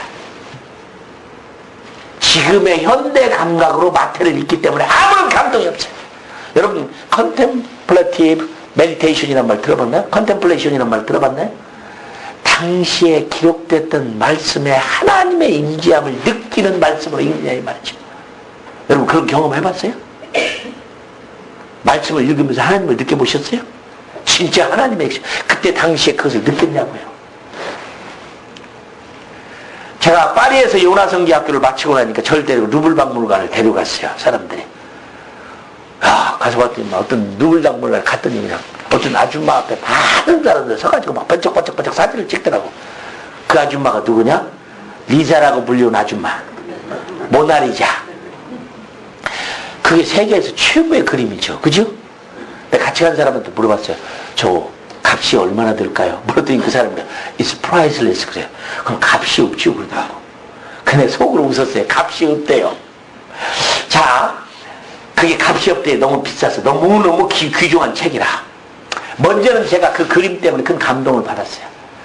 도대체가 무슨 그림을 레오나르도 다빈치가 그림을 그리면서 5년 동안 그렸는데도 미완성입니까? 눈썹도 안 그렸어. 아니 무슨 그림을 5년 동안 그렸는데 미완성이냐는 말입니다. 여러분이 주님의 일을 그렇게 하세요? 제가 그렇게 했나요? 너무너무 부끄럽더라고요. 너무너무 부끄러워요. 죄를 그렇게 했는가? 기도를 한번 그렇게 해봤는가? 전도를 그렇게 한번 해봤는가? 봉사를 그렇게 한번 해봤는가? 금식을 그렇게 한번 해봤는가? 부끄러워요. 근데 그 그림이 값이 없대요. 여러분 지진이 나갖고 루블 박물관 무너지면 그 그림 안 사게요? 그리고 불란서가 다 가난해서 먹고 살기 힘들면 그 그림 안 팔아먹을까요? 불란서 국민이 다 죽게 생겼다고 봐요. 가난해가지고 그거 안 팔아먹겠어요? 값이 없어요? 배부르니까 없다고 말하는 것 뿐이지. 그죠? 값이 있습니다. 어떤 미친 사람이 막 기관단총으로 갖고 막 타다다다다다다 막 쏴버리면 그 그림이 성하게 남아있겠어요? 아니죠. 안 남죠. 가치 있는 것은 없어지거나 파괴되거나 사라지거나 그런 건 가치 있는 게 아닙니다. 아시겠어요? 그죠? 없어지거나 부서지거나 사라지거나 녹슬거나 망가지는 것은 가치 있는 게 아니죠. 영원성이 없는 그것이 무슨 가치가 있으니까 없어지는 건데, 그러나 얼마나 많은 사람들이 이 없어지는 것에 가치를 두고 사느냐 이 말입니다. 비본질적인 것에 그렇게 생명을 걸고 붙잡고 좋은 집, 좋은 자동차, 돈 많이 버는 거, 잘 사는 거, 맛있는 음식, 그죠? 전혀 쓸모없는데 주기도문은 우리들에게 하루의 양식을 위해서 살라고 했는데 관심이 없어요. 여러분 가치 있는 것은 영원해야 됩니다. 그죠? 그 누구예요? 진리이신 예수 그리스도밖에 없잖아요. 영원히 있을 게 뭐가 있냐고요. 아무것도 없어요. 마태가 아비나 어미나 아내나 자식을 나보다 더 사랑하는 자는 내게 합당치 않단 말은 공경하지 말라는 말이 아니에요. 하나님이 우리를 얼마나 사랑하고 아끼고 있다는 것을 보여주는 거예요. 네 아버지, 어머니, 아내, 남편보다도 내가 너를 더 사랑하고 있다. 더 아끼고 있다. 성경은 부모를 공경하라고 말하는데요. 공경하라고 말하는데요. 맞아요. 저는 감비아에 죽어서 못 돌아온다고 생각했더니 이렇게 살아서 왔어요. 정말 진리예요. 역설적인 진리예요. 역설적인 진리예요. 마태복음 24장에 봤더니 유대인들을 향해서 마태가 쓰고 있는 게 이 성전 돌 위에 돌 하나도 남지 않고 무너지리라. 마태는요 사형감 정도가 아니야. 위클리프는요 성경을 번역했다고, 그 위대한 하나님의 말씀을 번역했다고 죽은 지 40년이 지났는데 무덤을 다시 파서요 그 뼈들을 불살라버렸어요. 틴데일은 영어로 번역했다고 그랬어요. 막 사형을 시키고 죽이고 잘못 알고 있는 시절에 마태는 이거 뭐 수없이 수천 번 죽고도 남을 얘기가 마태복음에 그렇게 많이 기록되는데 생명을 걸 만큼 가치가 있었기 때문에 그런 그렇게 하고 죽었습니다. 돌 위에 돌 하나도 남지 않냐고 무너진대요. 돌 위에 돌 하나도 안 남고 무너져요.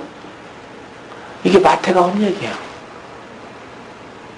죽겠죠. 그 다음에 이스라엘은 다 망해버리고 24장 14절은 이 천국 복음이 모든 민족에게 증거되기 위하여 온 세상에 전파하더니 그제야 끝이라. 유대인들은 끝이 아니라 정치적 메시아가 와서 전 세계를 다스릴 것을 얘기했는데 마태복음을 쓰는 마태는 1장 1절부터 끝절까지 보면 반유대적이에요. 엔타이 주데이즘이에요. 여러분 진리를 그렇게 말할 수 있을 만큼 여러분 확신을 가지고 있습니까? 신앙이라는 게 그겁니다. 신앙이라는 게 그거예요.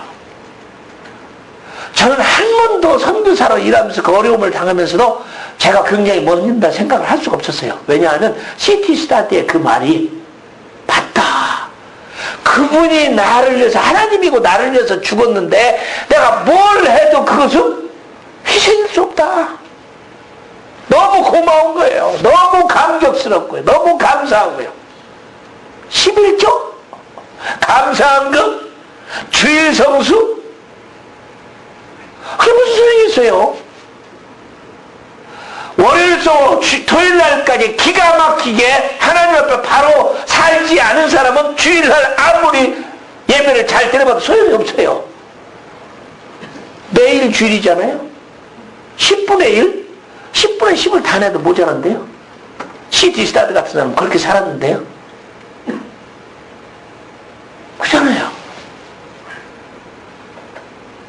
마태는 그리고 결국에는 그렇게 죽었습니다. 근데 끝장은 뭐예요? 끝절은 하늘과 땅의 모든 권세를 내게 주셨으니 그러므로 너희는 가서 모든 족속 제자를 삼아. 이 마태의 기본적인 개념은 유대인이 아니라 이방인이요. 그래서 복음 전해라. 제자를 삼아라. 세례를 주어라. 하나님이 너희들과 세상 끝날까지 함께한다. 마태는 주님을 만나고 그 진리를 깨닫고 생명을 얻고 안 다음에 그 선교의 비밀을 깨달은 거야. 아, 이 선교의 비밀. 이 선교의 비밀. 생명을 포기할 만큼의 가치가 있는 그런 비밀.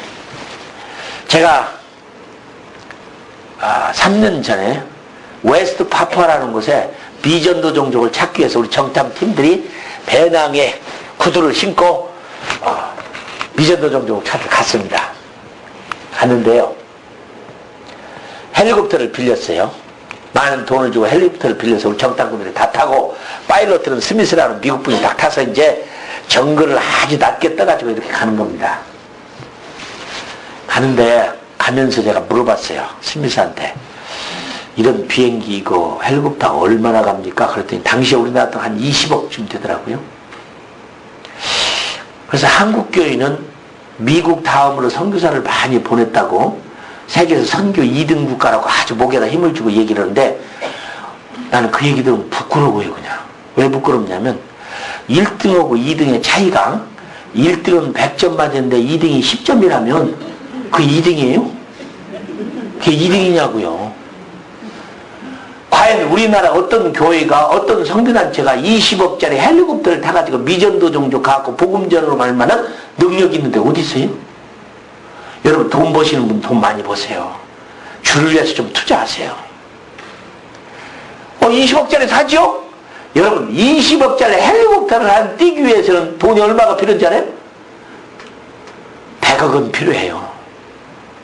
활주로 만들어야죠. 비행장 만들어야죠. 정비소 만들어야죠. 한 대 가지고 됩니까? 내가 물었어요. MAF 선교사 비행기 우리를 싣고 가는데 이런 비행기가 미셔너리 에비에이션 펠로우십이라고 미국 항공기 선교단체입니다. 선교사를 실현하는데 이런 비행기가 몇 대나 됩니까? 하니까 글쎄 미국만 한 70대 정도 될 텐데요. 여러분 1등하고 2등하고 차이를 아시겠어요?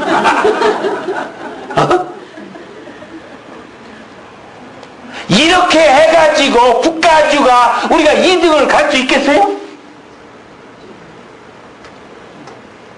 그래 난 돈이 아닙니다. 2등 할 수 있어요. 우리가 모여서 여러분들이 무릎성교사가 돼가지고 선교지를 위해서 정말 무릎성교사나 골방에 들어가서 한 사람이 20억짜리 기도하면 되잖아요. 40억짜리 기도하면 되잖아요. 100억짜리 기도하면 되잖아요. 여러분 기도를 믿으세요?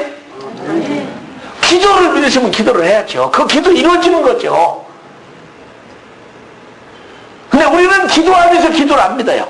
기가 막혀요. 기도를 하면서 기도를 안 믿어. 여러분 그 재밌는 얘기 하세요? 어떤 교회 앞에 갑자기 캬바레가 들어왔다는 얘기 들었죠? 그러면 그 교회는 어떻게 했어요? 그때부터 정신 바짝 차려갖고 막 새벽기도 금요일날 저녁기도 막 기도하겠죠. 캬바레 들어왔고 설교가 안 되는 거예요. 저 앞에서 빨간불 파란불 막 켜졌다 꺼졌다 하면서 쿵짝쿵짝 하면서 예배가 드렸어요. 그 다음부터 막 정신 차려서 기도를 할 때 뭐라고 기도했어? 마음이 좋으시면 하나님 저들이 빨리 다른 곳으로 이사하게 도와주세요. 그렇게 기도하겠죠. 조금 성질이 더 고약하신 분은 빨리 망해갖고 문 닫게 해주세요. 그러겠죠. 진짜 강한 사람은 그러죠. 불나서 홀랑 타버리게 해달라고 기도하겠죠. 근데 어느 날 불이 나서 홀랑 타버렸어요. 그래서 캬바레 주인이 이 교회를 상대로 법에다 고소를 했어. 저 교회가 새벽마다 이 캬바레 불나서 홀랑 타버렸기 때문에 탔으니까 손해배상을 해라. 이거 법정에 왔으니까 법에서 해야 될 거 아닙니까? 그래서 교회 대표고 캬바레 주인이 왔는데 판사가 묻는 거예요. 여봐요. 이 캬바레 주인이 고소하기를 당신들이 새벽마다 기도해서 이 캬바레가 싹 타봤다고 손해배상 청구를 했는데 그게 사실이냐? 그러니까 글쎄 우리가 기도는 했지만 그랬다고 해서 불러서 홀랑 타버리겠습니까? 그랬어요. 그러니까 판사가 묻는 말에 그럼 누가 더 믿음이 있는 겁니까? 캬바레 주인이 믿음 있는 거예요? 교회 대표가 믿음 있는 거예요? 캬바레 주인은 이 교회가 기도를 해서 불러서 홀랑 타버렸다고 고소를 한 거고 여기는 기도는 했지만 그랬다고 해서 불랑 타겠냐고 그랬죠. 여러분 같으면 뭐라고 대답해서 이래야죠. 맞습니다. 우리 기도했습니다. 그러나 우리를 불지른 적은 없고 불은 하나님이 질렀으니까 하나님께 청구하시고 그래야죠. 그죠? 기도를 하고 안 믿어요. 그죠? 기도는 했지만 그랬다고 해서 불러서 홀랑 타겠습니까? 그렇죠? 호세아서가 14장 2절에 이런 말합니다. 내가 주께 나아갈 때 말씀을 가지고 나아가며 내 입술로 숫송아지를 대신하나이다. 여러분 아시죠? 구약에서는 성전에 나갈 때가 소가 없으면 송아지 없으면 양이 없으면 염소가 없으면 비둘기가 없으면 밀가루라도 들고 가야 되는 게 성전이 그죠? 근데 호세아서는 말하기를 내가 내 입술로 숫송아지를 대신하나이다. 신약에도 있었어요. 우리 대한민국이 기도를 그렇게 많이 하는 나라라면 그죠? 얼마나 기가 막혀요. 내가 좀 놀랐어요. 제가 지난 6월 달에 알제리아에 이제 회의차 알제리아를 갔는데요. 어거스틴의 후예들의 종족이 끝까지 믿음을 지키고 지금까지 주님을 섬기는데 얼마나 부흥하는지 그 무서운 이슬람 국가에서 어느 교회를 가서 회의가 진행되고 있는데요. 이 교회는 십자가도 없고 교회 문패도 없는데 600명이 모여요. 600명이 모여. 가서 이제 국제회의가 열려서 모이는데 리셉션이 있었는데요. 리셉션이 한참 이제 진행되기 전에 음식을 이제 준비했는데 갑자기 유스파라는 분이 한국에서 오신 이재원 선교사님이 좀 기도해 주세요. 그래요. 그 내가 막 너무 감격해가지고 이게 지금 내가 얼마나 알제리아 왔고 이렇게 무서운 속에서 복음을 전하다 잡히면 3년 징역에 미국 돈으로 15,000불을 물어야 되는데 그 사람들은 천문학적인 돈이 오게. 그런데 이렇게 모여가지고 그냥 그 속에서 찬양하고 오는데 너무 감격해가지고 내가 기도를 그냥 못하고 두 손을 들고 얼마나 막 크게 기도했는지 몰라요. 하나님 나 너무 감격스럽습니다. 이들이 이렇게 여기에서 주님을 섬기고 이런 교회가 북아프리카가 앞으로 이들을 통해서 복음받을 걸 믿는다고 막 그렇게 기도를 막 크게 했어요. 그리고 너무 길게 해버렸죠. 그래서 끝나고 났더니 갑자기요. 난 미안해서 끝났더니 박수를 막 치더니 이러는 거예요. 저한테. 저 왜 저러나 날 놀리나 싶어서 그랬더니 유스파라는 분이 설명하는데 여러분 들었죠? 바로 이게 코리안 스타일 통성기도입니다. 그래요. 그러니까 그들도 지금까지 기도를 통성기도를 했는데 통성기도라는 단어가 없습니다. 전 세계 영어 단어도 없어요. 그래서 만들어진 게 코리안 스타일 기도합시다. 그러면 와와와와와 하는 거예요. 전 세계. 영국이고 미국이고 미국 간에 코리안 스타일 기도합시다 하면 와와와와 해요. 그러니까 그들도 지금까지 코리안 스타일 기도를 해봤지만 한 번도 코리안의 그 통성기도를 들어본 적이 없는데 드디어 오리지널이 원주가 나타나가지고 두 손을 들고 막 그렇게 하니까 끝나고 나니까 저거구나. 저게 바로 코리안 스타일 기도구나. 하나님이 우리 땅에 이렇게 복을 주셨고 전 세계를 바꿨어요. 기도를 바꿨지 않습니까? 그러면 못할 일이 뭐이냐 말이에요. 더 많이 모여서 우리가 지금 전 세계를 위해서 지금 무릎 성교로 기도를 해야 변하죠. 변하죠. 할 수 있어요. 우리 한국이 기도원마다 그러지 않았습니까? 뭐 눈 속에 가서 기도를 안 했습니까? 그래야 더 믿음이 더 좋은 줄 알고 막 눈이 오는 날 산에 올라가서 막 눈이 녹도록 막 기도를 했죠. 그렇죠? 김진홍 목사님이 친구하고 신방을 갔다가 테이프를 듣고 내가 막 웃었어요. 갔는데 신방을 갔는데 갑자기 그 집 어린아이가 막 풍이 일어나고 막 열이 나니까 막 빨리 택시 불러서 병원 가자고 막 그랬대요. 김진홍 목사님. 같이 온 목사님. 그러지 말고 잠깐 아기를 데려오라고. 손을 놓고 딱 기도했더니 그쳐버렸어요. 열도 내리고. 그러니까 김진홍 목사님 자존심이 상했지, 그죠? 오면서 물었어요. 야, 웃자면 그런 능력을 받는 거니까 쉽지 않지요. 그게 안 쉬우면 어떻게 하나? 소나무를 몇 뿌리 뽑아야지요. 그런 거야. 그래서 김진홍 목사님 산에 올라가고 막 무릎이 까지도록 나무를 붙잡고 그렇게 애를 썼는데 아무 일도 안 일어났대요. 자, 우리나라는 그렇게 기도를 했어요. 그죠? 겨울에 올라가서 기도하면 더 긍정한 줄 알고 저 산꼭대기에 올라가서 그 추운 데 엎드려서 막 그렇게 기도하고 우리 그랬잖아요. 그걸 꺼지면 안 된다 이 말입니다. 이거 꺼지면 하나님이 촛대를 옮겨요. 하나님이 한국교회를 지금의 교회를 만든 이유가 아무 이유도 없어요. 선교하기 위해서 바꾼 것 외에는 아무 이유가 없어요. 그렇지 않습니까? 도대체 우리 한국이 중국에 붙어있는 맹장, 그것도 염증난 맹장이야. 북쪽과 남쪽이 이렇게 갈라져갖고 맹장이 생겨서 염증난 맹장을 하나님이 사용하는데 전 세계에 도대체 이 대한민국이 뭐예요 지금? 이게 뭐냐 이 말이죠. 이렇게 사랑하고 부른 이유가 전 세계 선교를 위해서 하나님이 여러분 이스라엘 선교도 한국 사람들을 통해서 하나님이 이루신다고 해요. 예언하는 사람들은. 마태는 그가 유대인으로 태어나서 주님을 만나니까 직업이고 돈이고 가정이고 그런 버리고 따를 만큼 가치가 있는 분인데 생명을 걸고 가서 결국은 마태복음을 쓴 그대로 선교 복음을 써서 1장 1절에 써서 28장 마지막까지 쓰고 그럼 그렇게 죽었어요.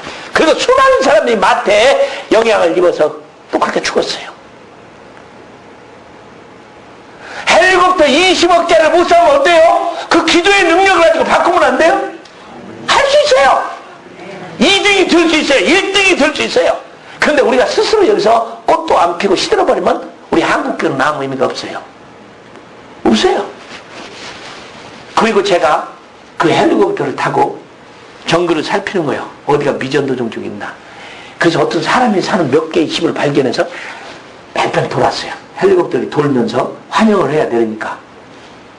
그래서 우리가 그 강가에, 자갈이 많은 강가에 헬리콥터를 내렸습니다. 깜짝 놀랐어요. 옷을 홀딱 벗고 있는 남자가 시루라기 하나 거치지 않고 그냥 창문 소리가 그렇게 갈더라고요. 난 그걸 내 생전에 처음 봤어요. 아니 지금 이 포스트 모더니즘 현대 후기 시대에 살고 있는 이 시대에 시루라기 하나 걸치지 않고 홀딱 벗은 놈에 창 들고 서 있는 사람들 처음 봤어요. 여자들은 전부 풀로 옷을 해야 되더라고요. 위도옷은 하나도 안 입고 풀로. 내가 더 놀란 것은 거기에 선교사가 있는 거예요. 케빈 마틴이라는 선교사, 카나다에서 왔는데 집을 들어갔는데 기둥으로 집을 정글에 집어넣고 세워놓고 아들 둘, 딸 하나, 5 식구가 고속해서. 자, 헬리콥터가 아니면 못 들어가는 거 구멍밖에 하나도 없어요. 이 사람들은 카나다에서 잘 사는 카나다에서 온 사람이요. 대한민국 사람은 자녀 교육을 위해서는 기러기 아니라 까마귀라도 하고 다 하는데, 그죠?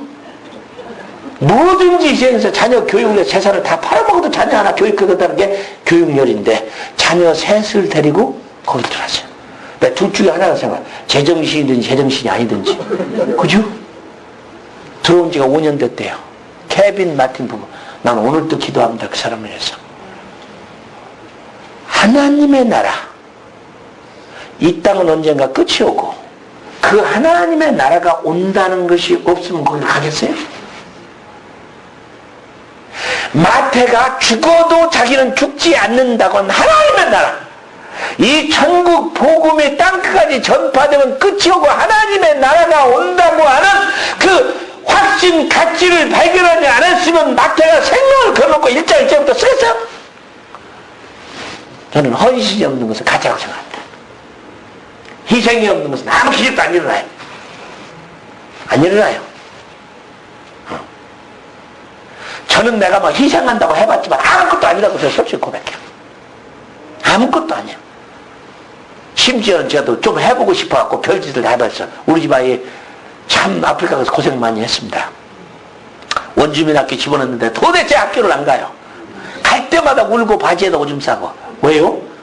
원주민 학교를 보냈는데요. 우리 집 아이만 하얘니까 신기해가지고 온 학생들이 다 와서 만져봐요. 머리카락도 만져보고 이거 만져보고. 그 어린아이가 가겠어요? 교실을 들여다보면 죄송해요. 우리 집 아이밖에 안 보여요. 왜냐면 아프리카 사람은 그늘을 찌면 아무도 안 보여요. 그래서 아프리카에서는 사진을 찍을 때도요, 해를 등지면 낮에도 후레쉬를 터뜨려야지 우리를 찍으면 우리는 나오는데 그 사람도 안 나와요.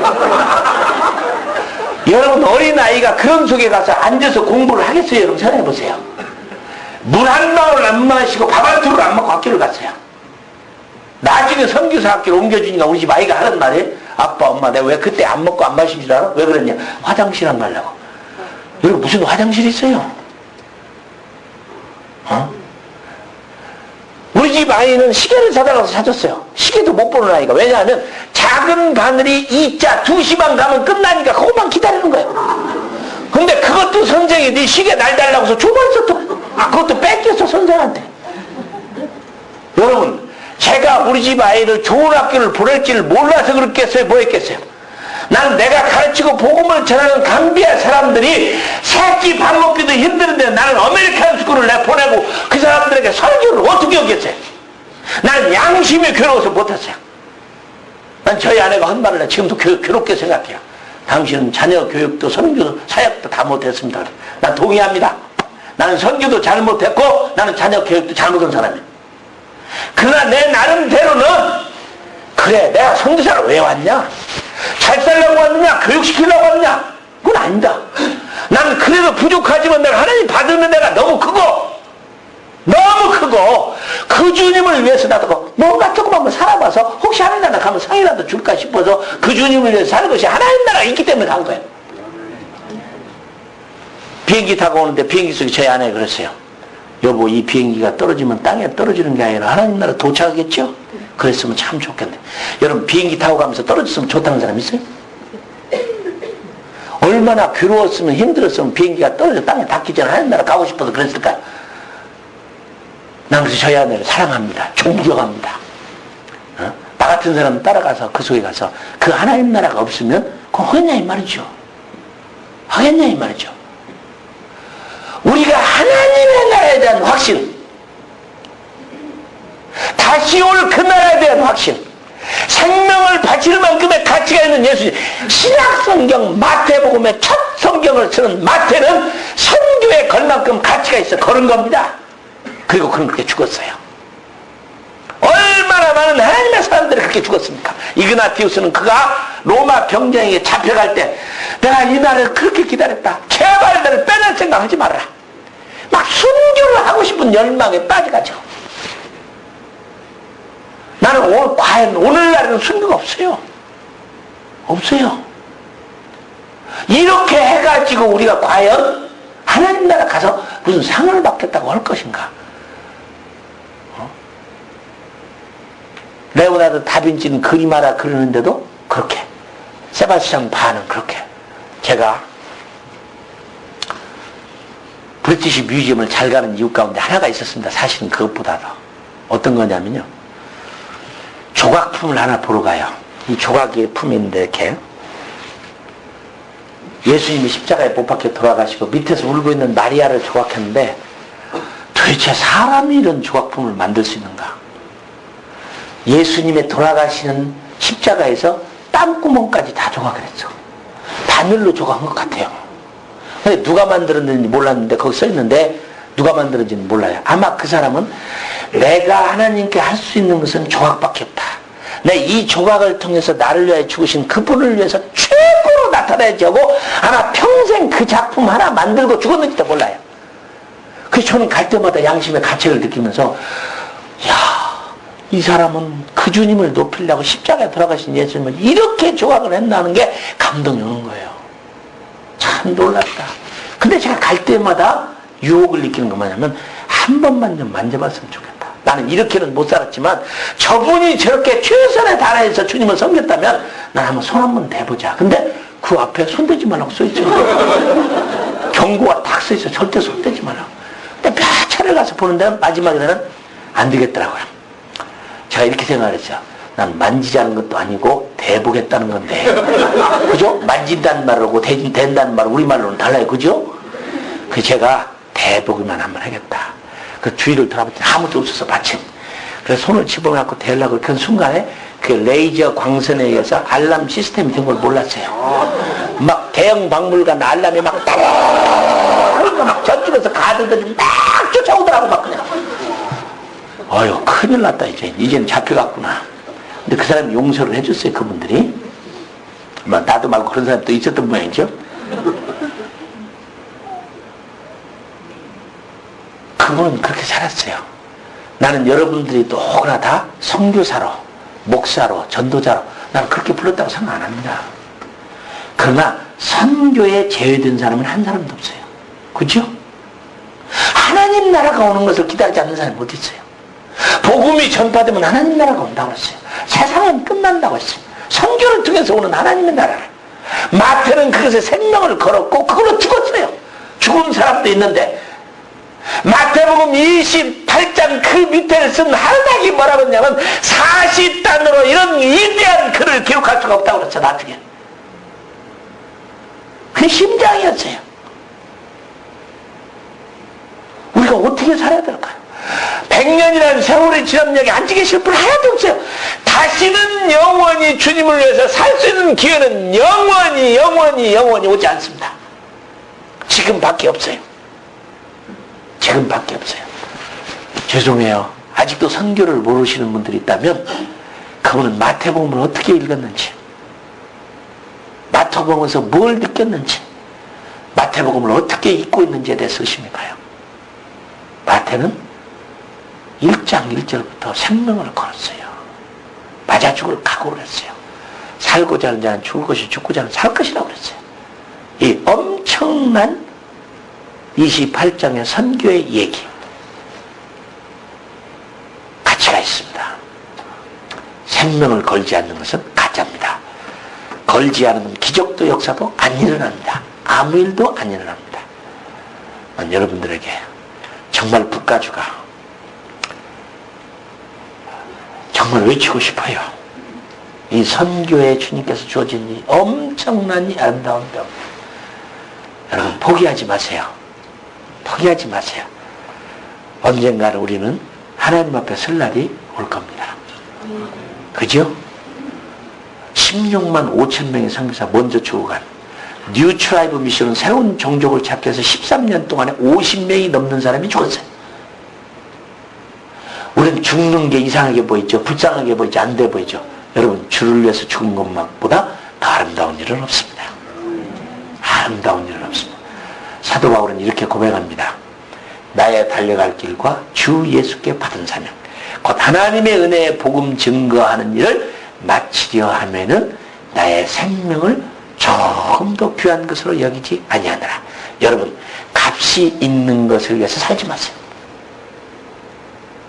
마지막으로 한 얘기를 하고 마치겠습니다.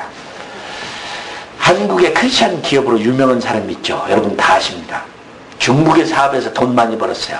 중국에서 번 돈은 그분은 한국 땅으로 안 가져와요. 그 돈을 중국을 위해 쓰겠다고 하시는 분입니다.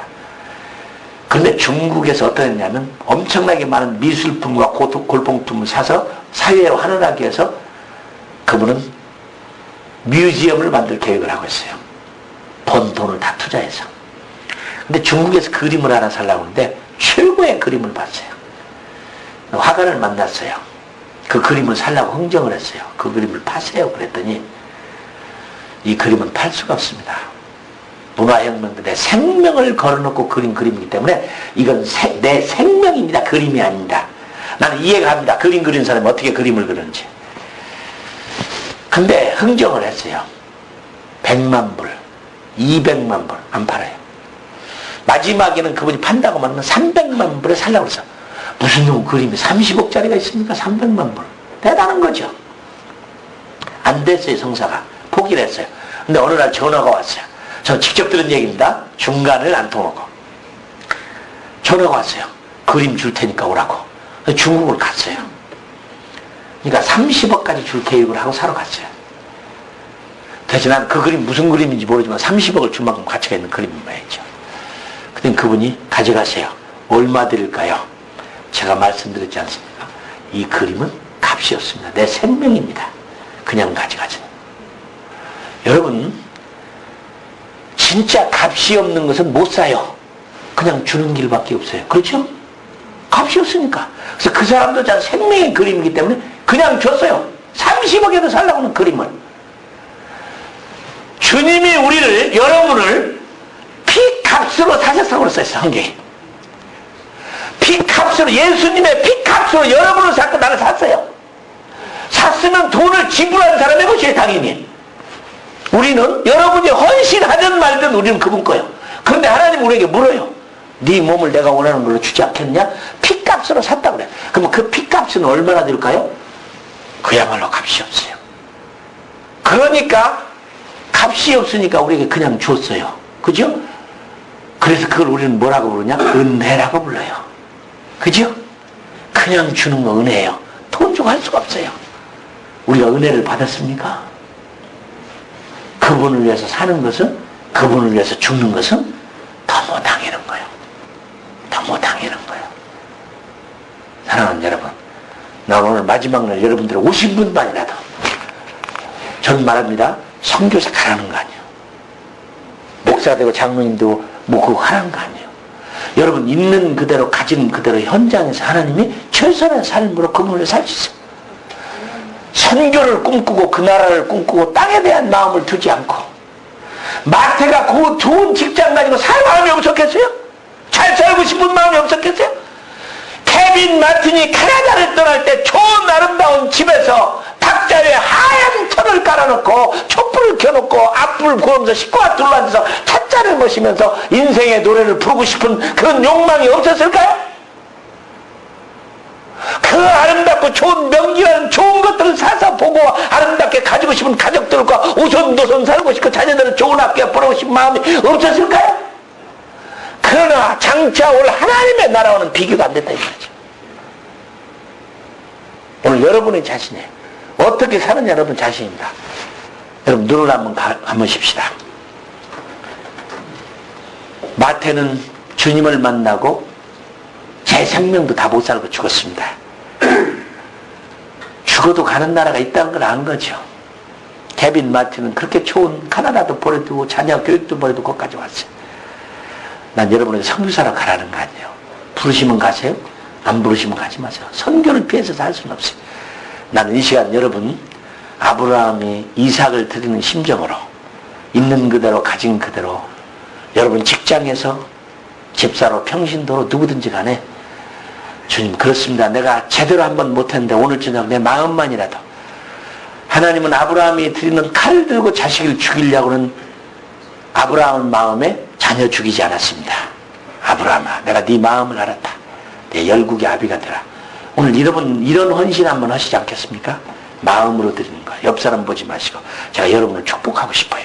주님의 이름으로 너무 귀하신 주님의 이름으로 한번 그런 삶을 주님을 위해서 최고의 삶을 살고 싶으신 자리에 한번 일어나시면 제가 여러분 기도하겠습니다.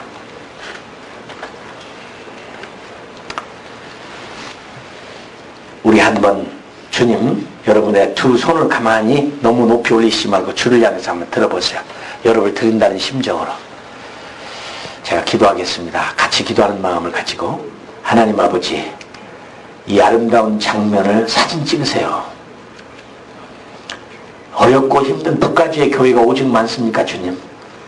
그러나 그래도 선교하겠다고 이 마태가 생명을 걸었던 이 선교가 무엇인지를 알고 오늘 주 앞에 나와서 오늘 예배하고 말씀을 듣고 두 손을 들고 결심하는 이 두 손을 든 우리의 성도님들, 주님의 사랑하는 백성들, 주여 이 시간 기름을 부어 주시옵소서. 아멘.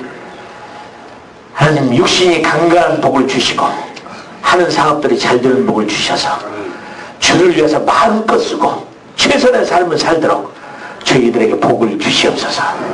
능력의 옷을 입혀 주시옵소서. 기름진 복으로 하늘의 이슬처럼 이렇게 내려 주시옵소서. 아버지 이들과 함께하여 주시옵소서. 연약한 그대로, 있는 그대로, 가진 그대로, 부족한 그대로 이 시간 두 손 들고 하나님 이것이 내 것이 아니라 주님의 것이라고, 주님의 피값으로 샀으니 나는 주님의 것이라고 고백하며 두 손을 들었습니다. 주여 받아주세요. 어떤 재물보다도 더 훌륭한 재물로 받아주세요. 하나님, 이 하나님 아버지 진리를 깨닫고 이제는 내가 그렇게 살 뿐만 아니라 내 자녀도 그렇게 교육시키고 이 주님보다 더 큰 것이 없다고 고백하며 살고 국가주를 변화시키고 교회를 변화시키고 캘리포니아를 변화시키고 이 땅을 변화시키고 하나님 나라를 변화시키는 그런 사람들로 주님이 써주시옵소서. 무식하고 연약한 자를 들어서도 무리를 걷게 만드신 주님, 오늘 이 밤에 주의 두 손을 들고 기도하는 이들을 영원히 잊지 못할 그 시간으로 주님 축복하여 주시옵소서. 권능의 옷을 입혀 주시옵소서. 아버지들에게 하나님 아버지 사도행전 1장 8절로 입혀주시고 하는 기업 위에 축복하시고 기름 부으시고 함께 하시고 하늘 문을 여시고 이들을 사용하여 주시옵소서. 마지막 때 어린 자녀들까지 젊은이 늙은이까지 사용하기로 약속하신 주여 이들을 사용하시고 만들어 주시옵소서. 하나님 아버지 이제 마태를 이해하게 하시고 진리의 생명을 걸어야 된다는 것을 알고 가치 있는 것에 투자할 만큼의 가치가 있는 것을 알게 하신 주여 하나님 우리들을 성령의 기름을 부어주시고 마지막 때 아무렇게나 인생을 살지 않냐고 승리하는 인생을 살도록 하나님 아버지 축복하시고 오늘 오벳에돔의 집처럼 이들을 축복해 주시옵소서. 축복의 통로가 되게 하여 주시옵소서. 교회의 기둥이 되게 해 주옵소서. 빛과 소금이 되게 해 주옵소서. 하나님의 사람들로 하나님 아버지 사도처럼 선지자처럼 복음 전언자처럼 목사처럼 교사처럼 이들 사용하여 주시옵소서. 너무 귀중하시고 귀하신 너무 위대하신 우리 주님 예수 그리스도의 이름으로 축복하며 기도하옵나이다. 아멘. 자, 하나님의 영광의 박수를 올리시고 자리에 앉으십시오.